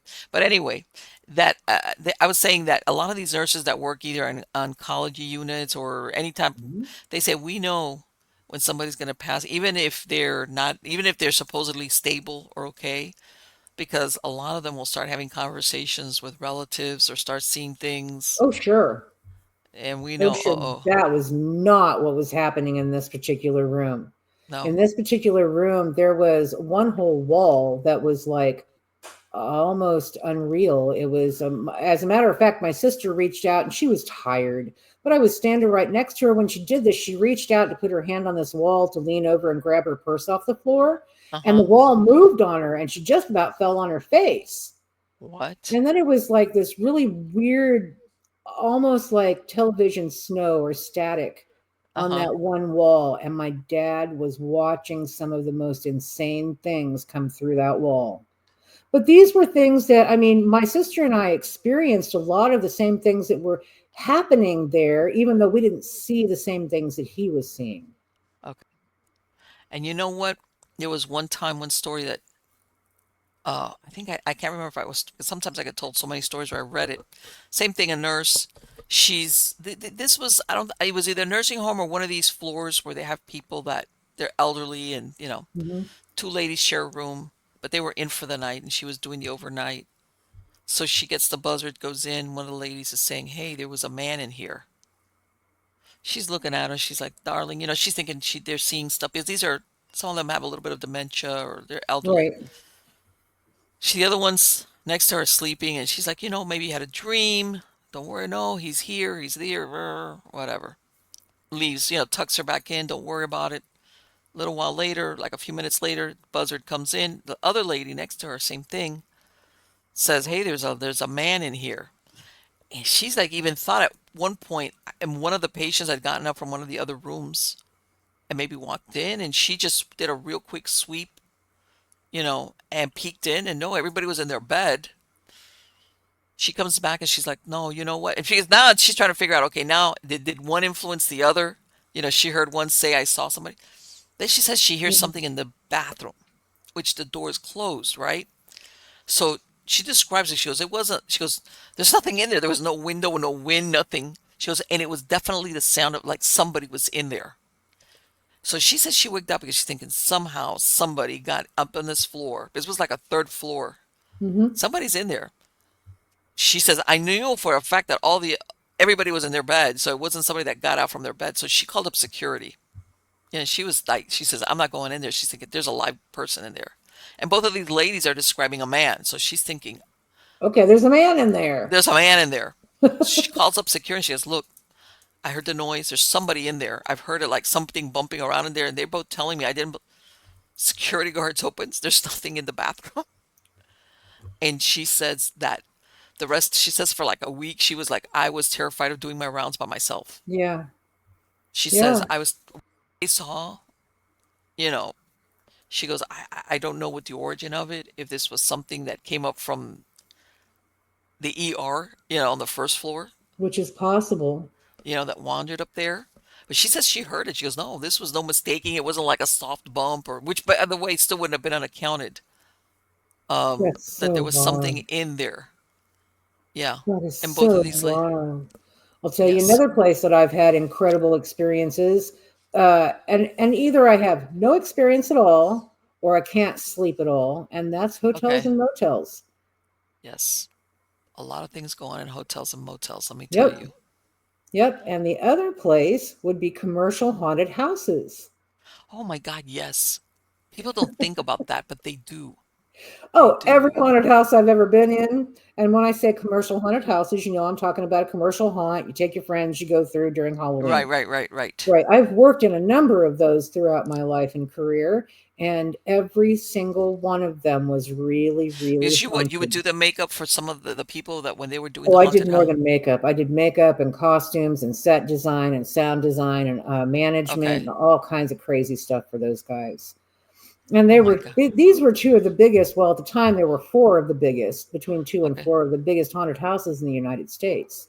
Okay. So they were a big handful. Yes. But I was there alone during the day, during the night, for months by Right, because myself. people don't realize how much preparation goes into these Oh, places, there's a right? lot of prep that goes in on those. You have a lot of standards and safety standards, and you have a lot Mm-hmm. of set design and light design and set. It's just incredible. It's like a film set that is, I don't know, you've got 35 different sets in one building.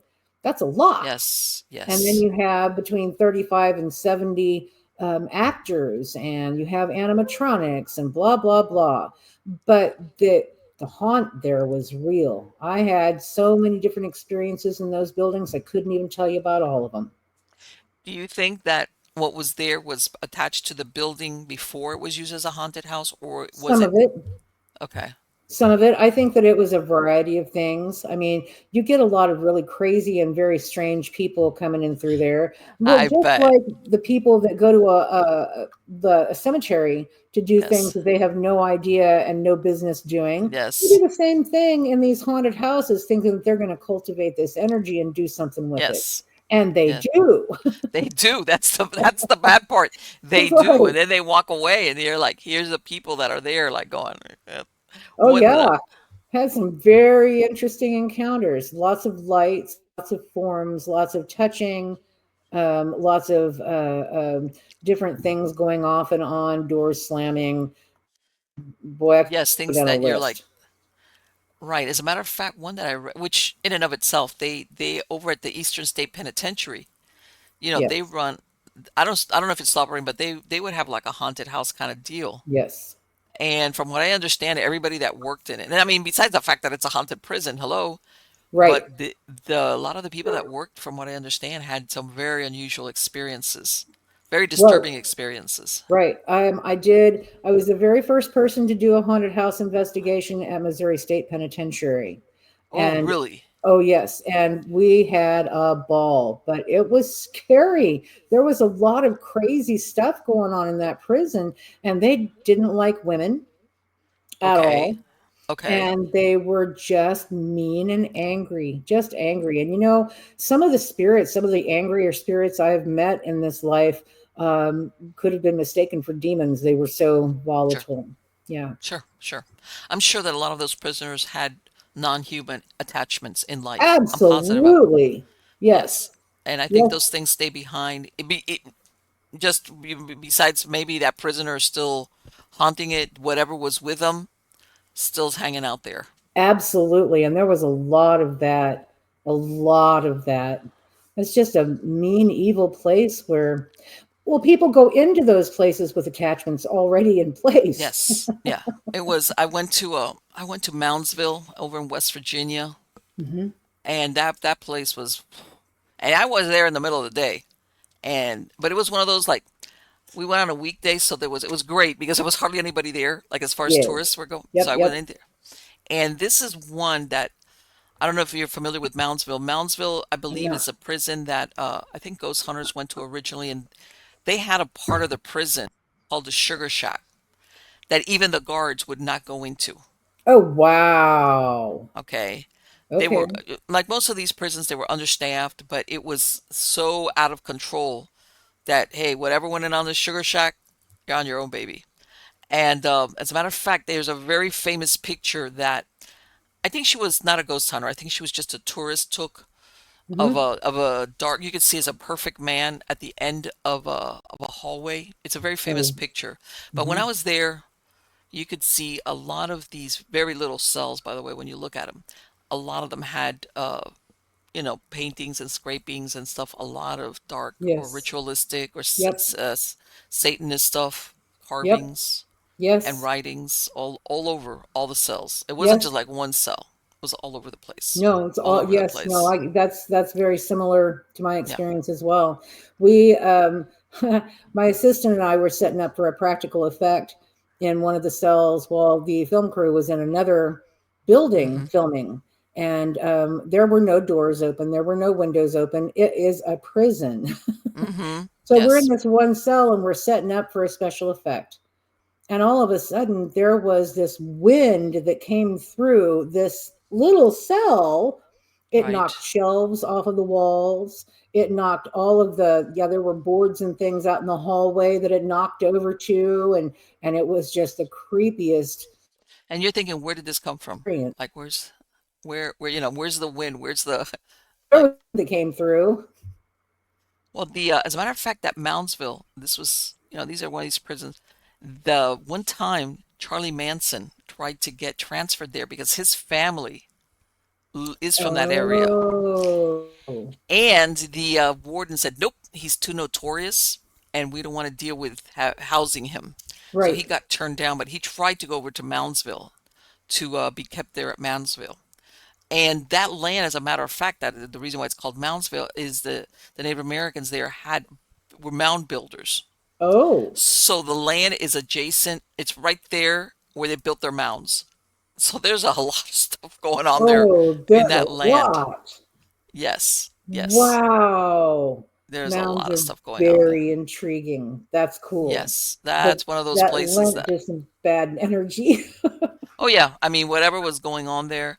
And usually it was built around the time of the Civil War. Hmm. and they built it.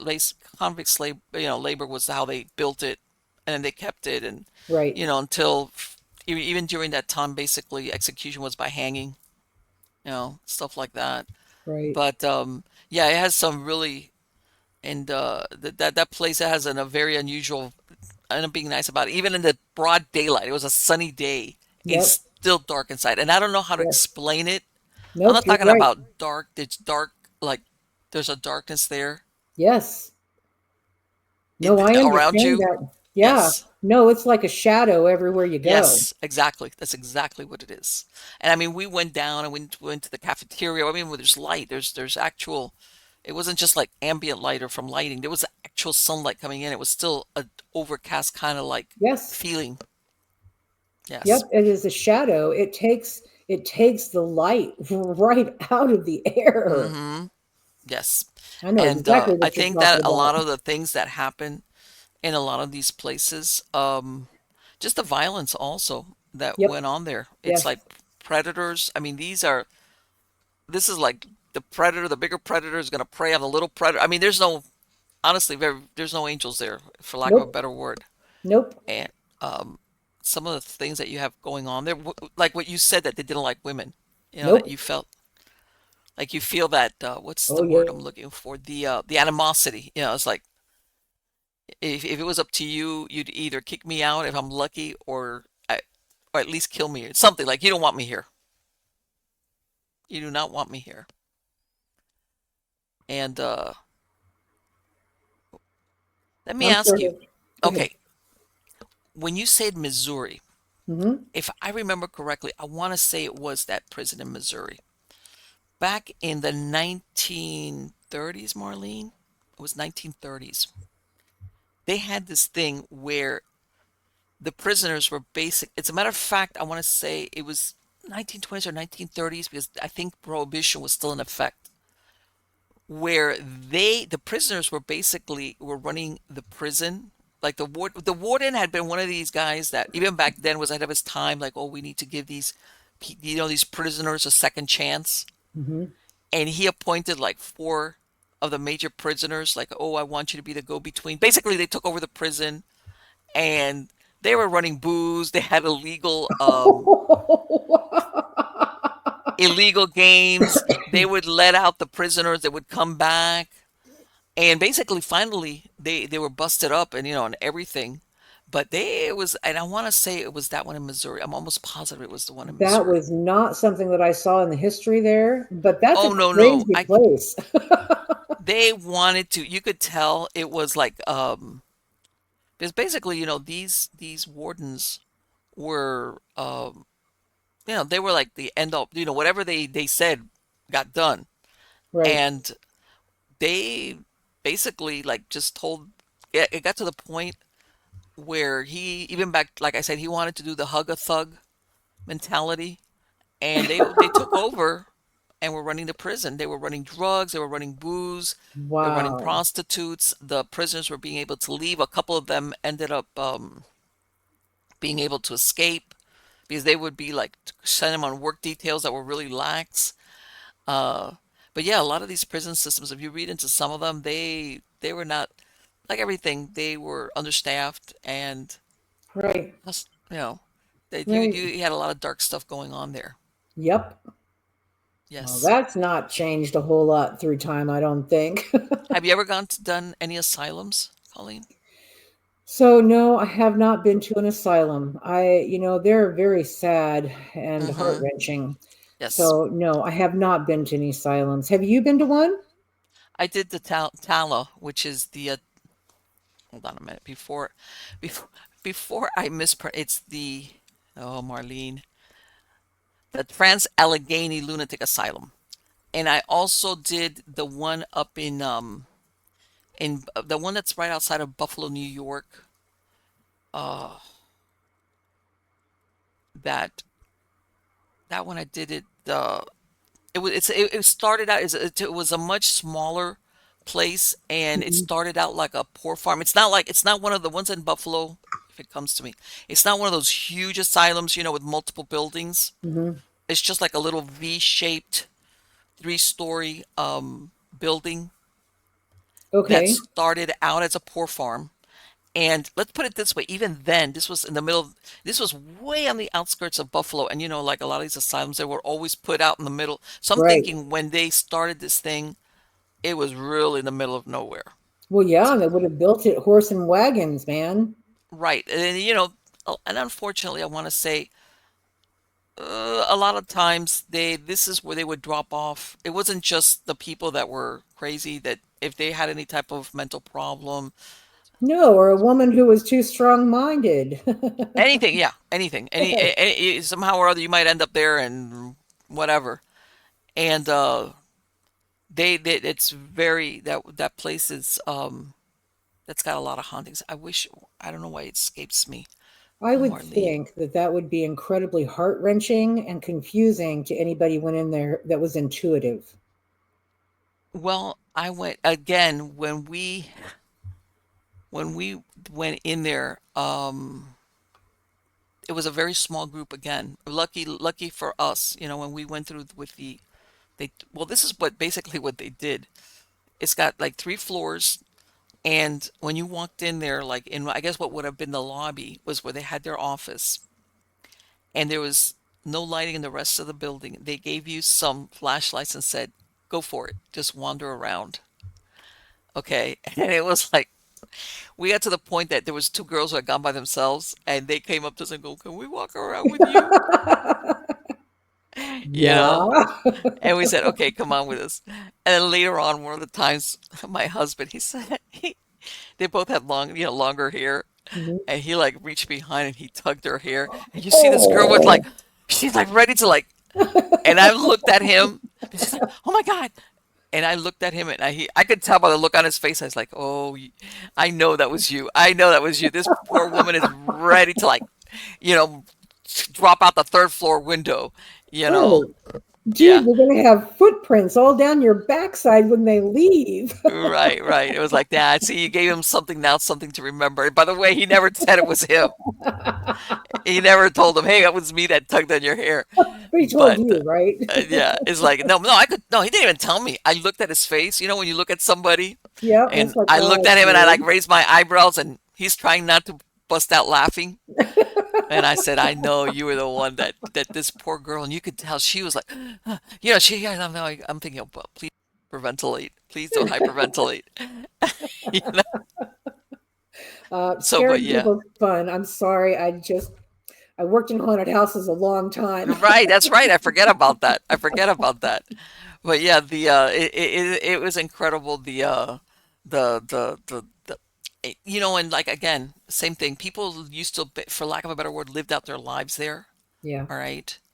yeah, So it's inevitable that some of these places they've got hauntings, and even if they're not malevolent, that presence that this is maybe what they knew as home. That this is the closest thing they knew as a that's home, right. as where they lived. That's You right. know. And you're not welcome. No, some of them, yeah, no, they're not. If they're because basically they're they're used to, how's this? They get used to the people that were there. Yep, And you're a stranger and I don't know who you are. right. That's still that mindset, that hamster wheel mentality that maybe they had when they were alive. They're still on it. They're still Yep, like, I don't know who you are kind of deal. yep. So, Colleen, let me ask you, I know that you have a book which is The Adventures of a Sketch Diary. Okay, All this right. was what, something that you created based on actual experience or just that you just drew? So actually every single one of them in that book are entities and energies that I experienced myself, Okay, okay, for sure. And I'm working on a second one even. okay. That's what I was about to ask you. Yep. When you do you sketch like right after, or when is it that you sketch these experiences? When they strike me, Okay, yeah, when they strike me. And some of them I'll even start and not finish until later. And then some of them I can't get out fast enough. okay. So in other words, I guess my question is, do you feel like that you're inspired at some point by by spirits, or by Absolutely. Absolutely, 100%, yes. And some of them quite literally will ask me to draw them. Some Okay. of them will even go through, Here.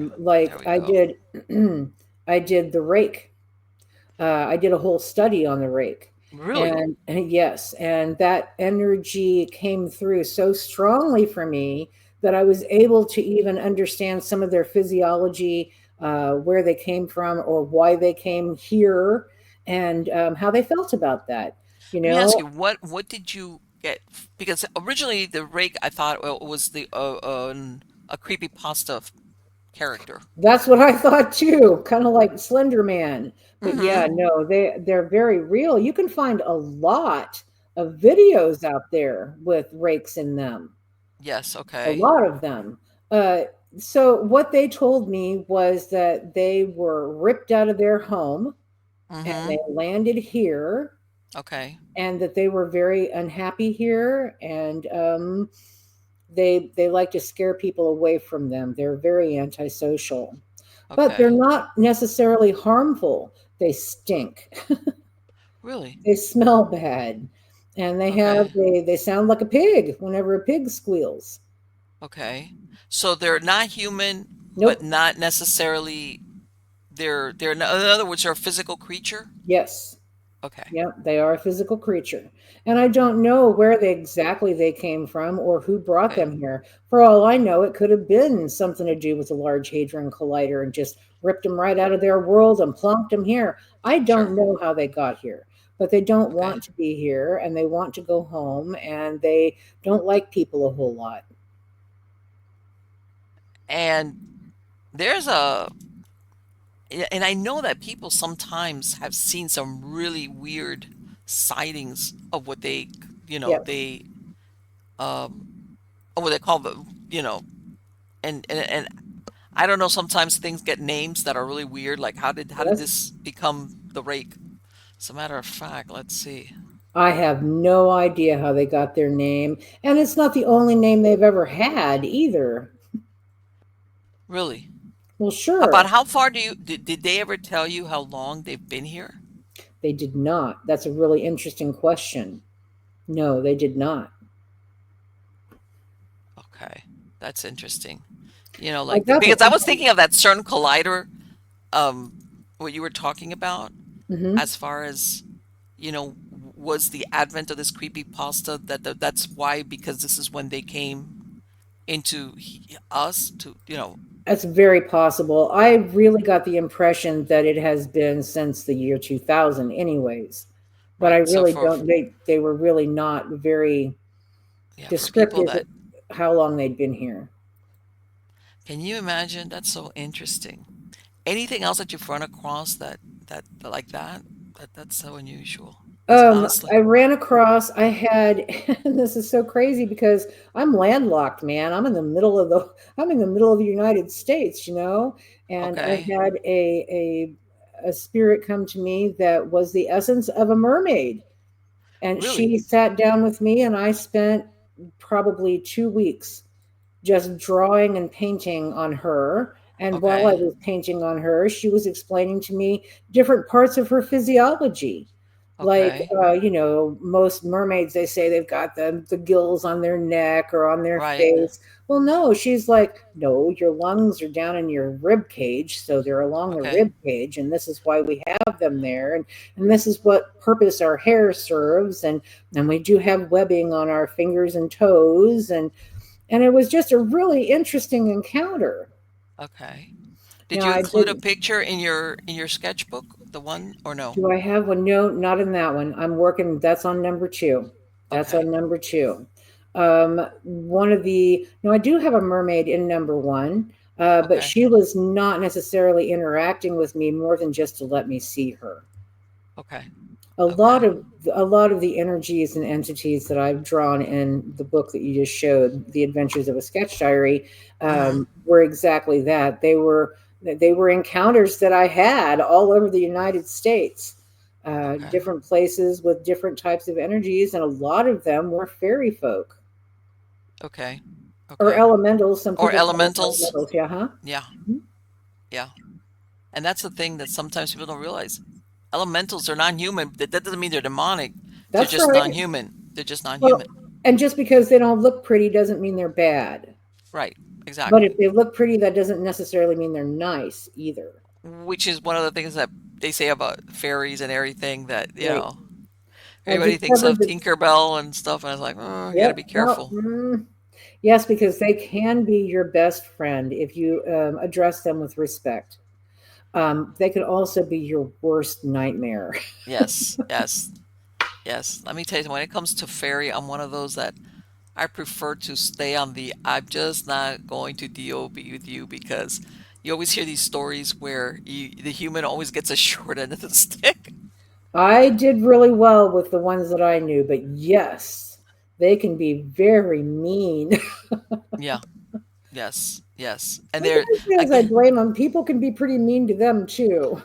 well, I think also that sometimes when we're talking, whether it's an elemental, we're always looking for things, a moral compass. And then by this, I don't mean bad or good, but that think the way we do Right. or what we They do consider, not. and they don't. They No, don't. they do And not. that's what we have a hard time grasping Right. Yes. or understanding. Yep, I agree. But people can be the same way. It makes Sure. people a whole lot easier to deal with if you can understand how they're thinking. That Yes. doesn't mean that other human beings will take the time or energy to understand why they're thinking the way they do. Sure. Sure. But Exactly. that's the same way with energies. Like I said before, I've met some spirits that were angry enough that they came off as being demonic, but they weren't. They were human spirits. Yes. I tell everybody, everybody, because they like to throw that demon word right away. And I said, Yep, you know what? If you were a son of a gun in life, chances are that when you're dead, you're still just as awful. You might have been an awful human being. that's All right. right. You'll be an awful And spirit too. a psychic or anybody that's around you is thinking, oh my God, oh, this is so evil or this is so bad or it makes me feel so uncomfortable. This must be malevolent, demonic. I was like, no, this was just a really bad human being in Yep, life yep, who still gives out that energy, yep. I have that met many intent. of them. Yeah, Yeah. that intent. Oh, and they can be mean and dangerous. Yes. Yes. And I think personally that as more time goes by and they're stuck wherever they're stuck, they become worse. Oh, and forgetful on top of worse. Yes, people don't understand that. People do Yes, not understand that. they Let me tell you sure something. There's a do. book, as a matter of fact, I fished it out. I had this thing. This is a very, as a matter of fact, the shoot. And this, you don't find this book. It's really difficult to find. It's called The Astral Plane. And Oh, I've never seen that. this was by C.W. Ledbetter. As a matter of fact, this one, it dates, and basically it talks about the astral plane. And even though a lot of people say, well, with it wasn't necessarily, the spiritualists don't believe everything. And some of the things that they talk about is exactly that a lot of these spirits, that the more time that they spend, what's this, I don't want to say in the spirit world or trapped in this plane, Yes, they experience what you call that amnesia, that yes, forgetfulness yes, of who they were or what yes. happened to them or anything like that. There's another book They also that by, stayed. Yep, yeah, there's another all of book the called above. 30 Years Among the Dead by Dr. Wicklund, which, by the way, he was a psychiatrist that practiced out of Chicago. And he ended up um, moving to California. And his wife, she acted as a medium. And they were talking about um, sometimes, and I want to use this possession word real carefully, Yes, but they came across, like they would say, because he worked as a psychiatrist, where they would sometimes have these patients that, for some reason, let's say they became suicidal they had no past of suicidal ideation, and and in some instances, they found, like one time, there was this one they had when they finally communicated. His wife acted as the intermediary, as a medium, hmm. and she would start communicating with them. A lot of them at the beginning couldn't remember their name, couldn't remember who they were or what Oh, happened to them yeah, or whatever. And in some cases, others though, not in other words, the last thing they kind of remembered was trying to commit suicide, for example. right, But they never understood that they had been successful. All right. right. So they would attach, let's say, to somebody, and that person, that's why sometimes they would say that they would have a person, let's say in this case, a woman, all of a sudden had no history of this. all decided wanting to do the same thing. And basically, it was Mm. this one spirit that was trying desperately to reenact what it thought it hadn't accomplished.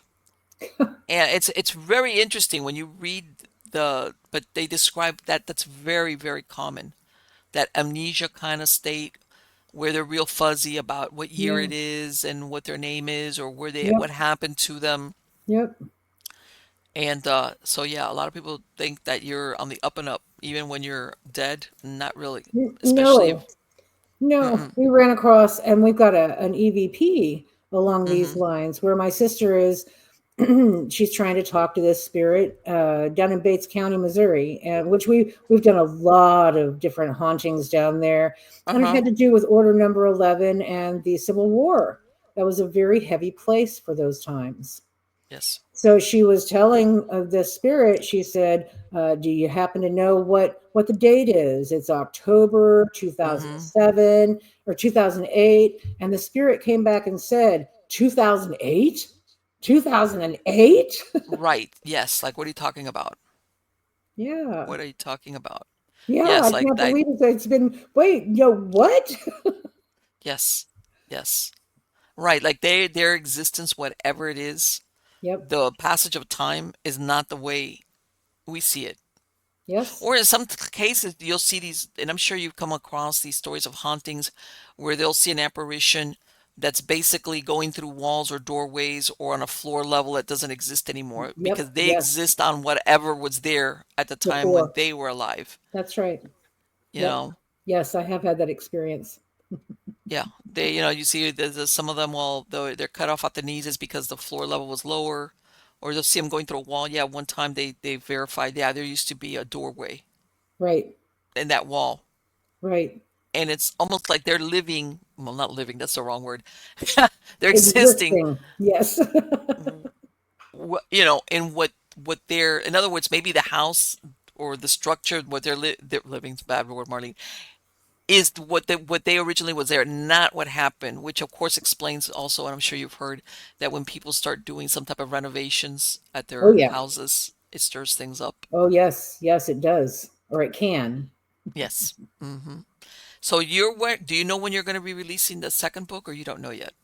The whole thing with my dad kind of threw my Yes, I schedule off a understand. bit. So I am currently working on that. I am hoping to have that done in the next couple of months, and then we'll see where the publisher takes it from there. Okay. It has been great to speak to you, Colleen. For my podcast listeners, what's the website where they can find your content? So you can find my book at hanger1publishers.com. You Mm-hmm. can find my Hold you on a can minute. oh, I've got a little black kitty This right is my behind rescue. me. I had to bottle feed her because I Oh, found her out in an abandoned, and I think Mama abandoned her. And I found out after she had just opened no. her eyes, Marnie. But we call her, Oh. we have different names for her: the menace, the princess, the lounge lizard, you Oh, name it. she's a black cat. Oh my God, she is. And it's really funny because when I brought her, my husband's like, and now he's crazy about her. Yep. And we call her his hairdresser because she'll sit on the back of his seat and she'll start doing this thing with his hair. And it's like, hey, your No. hairdresser's there working on you. So yeah, she's Oh, like, what a she wants to, cutie. yeah, that's right, Marnie. Don't, but then Uh, all I have the- to do is go like this. I have a, s- I, ha- this, I, c- My she's audience like, knows okay, I'm done. this is my enforcer. It's water inside it. My dog's the same thing. And see, I just show it to her and she's like looking at it like, what? What? Oh, See, you why? can tell she's looking at it. She's like hypnotized. You know what that means, right? Don't you? Don't you? But yeah, Cute. yes. So if you want to see some of my special effect work, you can go to ColleenCoffman.com. If Okay. you want to see some of my paranormal work, you can go to therabbithole.club. Okay. All right. And I'll put the links in the credits of the show. Oh, It has thank been you, a, Marlene. it has been a pleasure to speak to you, Colleen, and I hope you come back and we can keep talking about this, Back at and you. I'd love that very much. Thank you. yes, absolutely. Are you gonna, by the way, are you doing anything for Halloween? And I know we're coming up. There's already Halloween stuff in the stores. What are you talking about? Yeah, right. And I don't know yet, to be honest about it. I have my whole schedule, my whole life has just been turned upside Yeah, down. I know. So I know. I'm trying to get things back on track. But Mm-hmm. normally I'm doing a lot of makeup and fun stuff for Halloween. But we just Right. moved to a new town Oh, okay. this last November. So I know that they're a really big Halloween town. So I'm anxious to see what we can do together. Sure. And that's the thing. A lot of these haunted houses that had closed down for the last couple Hmm. of years, they're starting, well, they've come back, Yes. Yes, they you are. know, and people are Yes, ready they to have are. fun. And like I said, I tell everybody, like the other day I went to a store and I look and I'm seeing all their gardening and summer stuff on sale and I go, oh, oh. Sure enough, when I turn the corner, they There's have all the Halloween. Halloween stuff and it's like, it's just August. What is this? Hey, Their fall Halloween stuff. I couldn't believe it. one of the haunted houses I used to work for opened in the last part of August. Really. Yep. So they would be open the last part of August, all of September, and all of October. Well, I live very close to like an hour away from Universal where they have the Halloween Horror Nights. Oh, right. Yeah. Yeah, sometimes they're better than others. They always have like a theme for Yep. that year. I don't know Yep. what theme they have this year. Um, but yeah, they have some neat stuff. And let me tell you something. That's a problem when you have a good imagination. You go into those haunted houses where they can touch you, and you're like, I know this is just somebody with makeup, but God, But they're touching me in the they're dark. touching me. Exactly. And my husband's Right. like, yeah, all right. He doesn't care. He's one of these like, yeah, who cares? Yeah, okay, yeah, sure, sure. You know. And I'm like, but okay, you go in front. I gotta.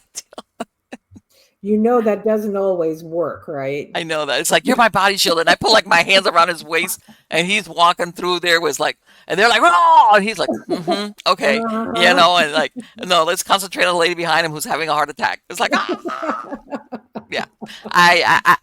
I'm the kind of person that walks through that they believe me. They earn their keep watching me like have a meltdown. Yeah, Oh, you're yeah. one of those fun girls that we want on Oh camera. yeah, like you know, or like close my eyes. It's like that universal thing. If I close my eyes, it can't get me. Oh, yeah. If I can't see you, you can't see me. Me exactly. Right, exactly. Yes, that type of thing. Yeah, yeah, yeah, yeah, yeah. Again, Colleen, thank you so much. It was lovely to speak to you, dear. Back at you, my dear. You have an incredible evening, and we'll talk soon. Sure. Take care. Bye bye. Oh wow, that was great to talk to her. She must have so many great stories just on the makeup she's done. Think about it. See, because she comes. I'm trying to turn on a fan that keeps turning off. I have like a desk fan. Anyway, you know, when we were talking about like, I know CGI is really neat, especially if you're looking at a movie and it looks so wow. But come on, I don't know. There's something about special effects, especially special effects that are well done. And as a matter of fact, me and my husband, we go retro sometimes. We'll look at some of these other movies starting from the 70s on, you know, and we laugh, and sometimes some of the special effects were like, this is hilarious. Especially the costumes. It was like, okay, that budget must have been like, what, $10? And then there's others that even, I'm sure, even when you look at them, even if the budget was a little bit maybe restricted, their their effects or the monster, whatever it is that they've got going on, it's impressive. It's good. It's well done.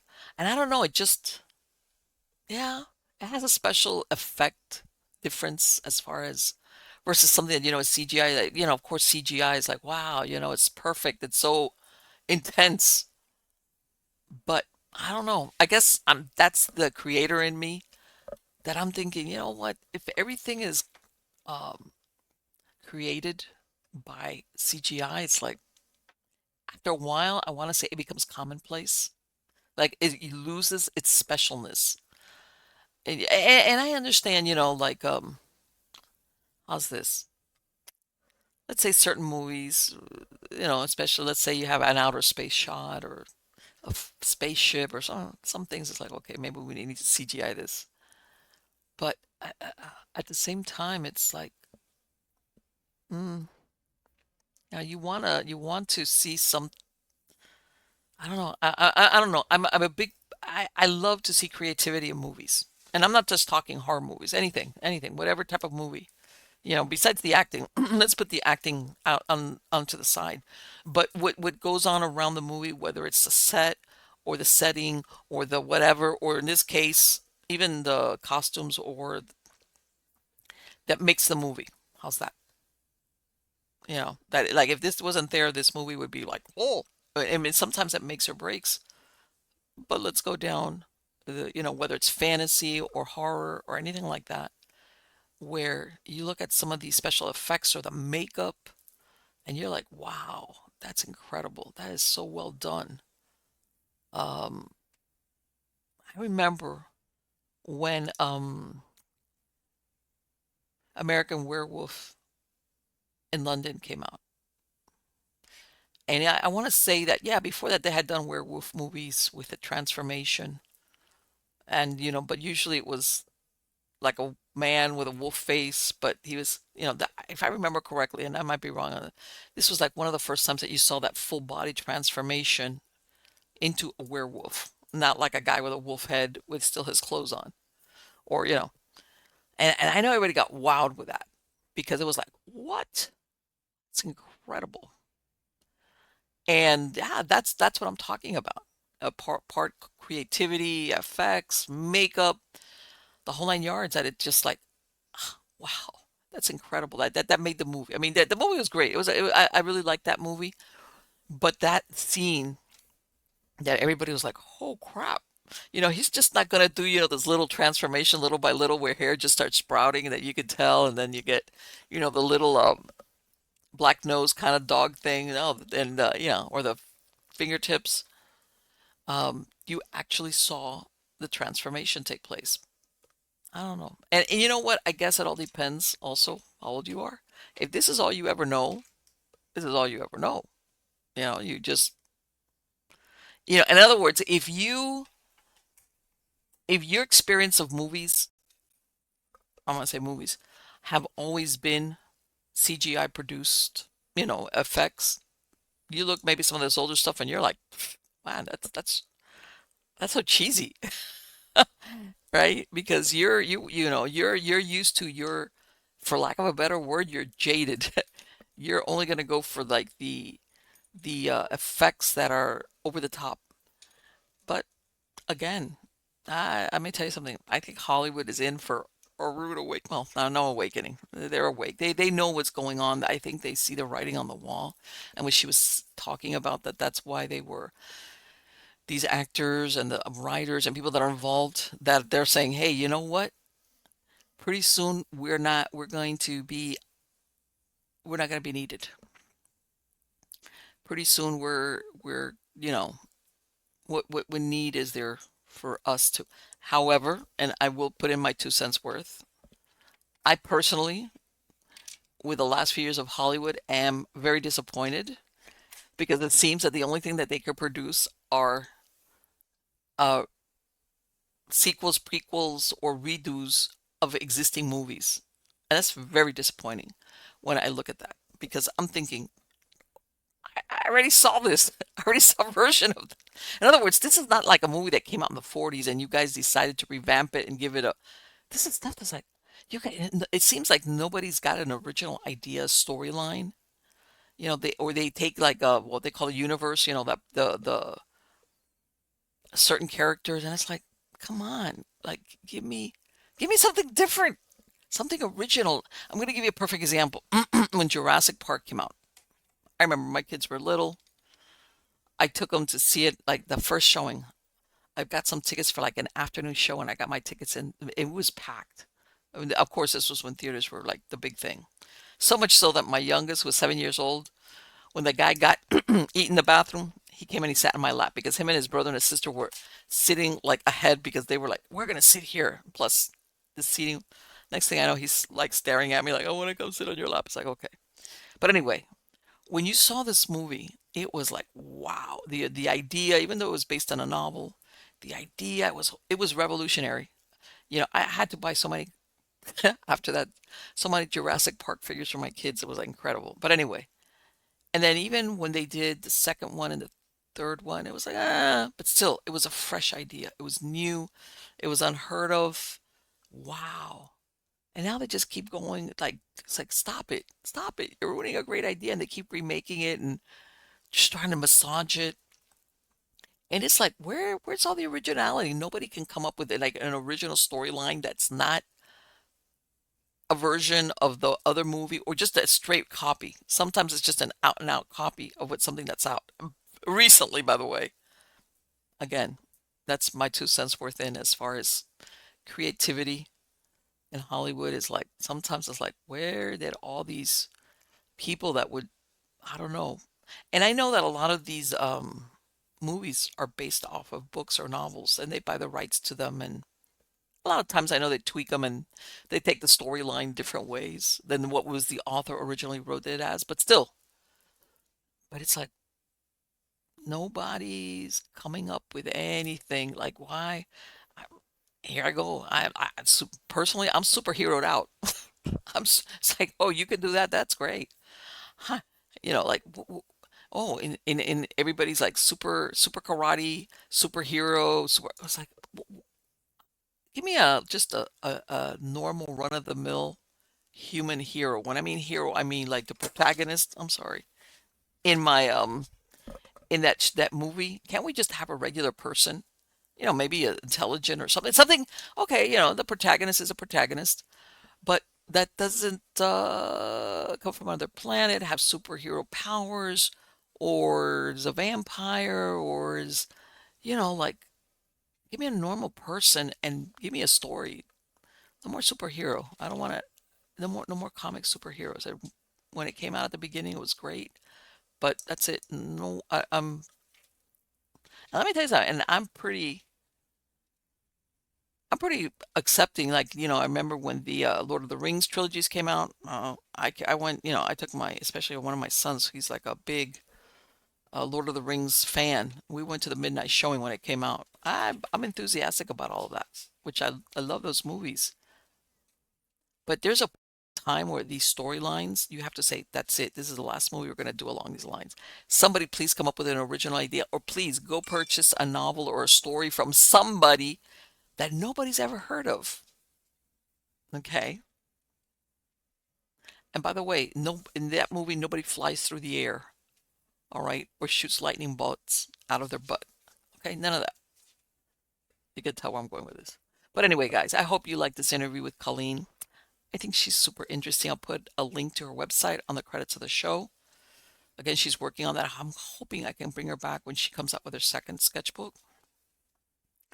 And again, sign up for my newsletter. Go to mppellicer.com, myamighostchronicles.com. My newsletter on Substack, I put a lot of information out there, articles, links to podcasts, videos. But again, you can find all my content on my website. All right. But the podcast version, especially, you can find me all over the place. You can find me on iHeart, on Spotify, on Apple, all of them. I'm in all of them. All right. Different series. You can usually find me MP Pellicer or Stories of the Supernatural or Nightshade Diary or Supernatural Story Time or Eerie News. I've I put I've got my finger in a lot of pies. All right.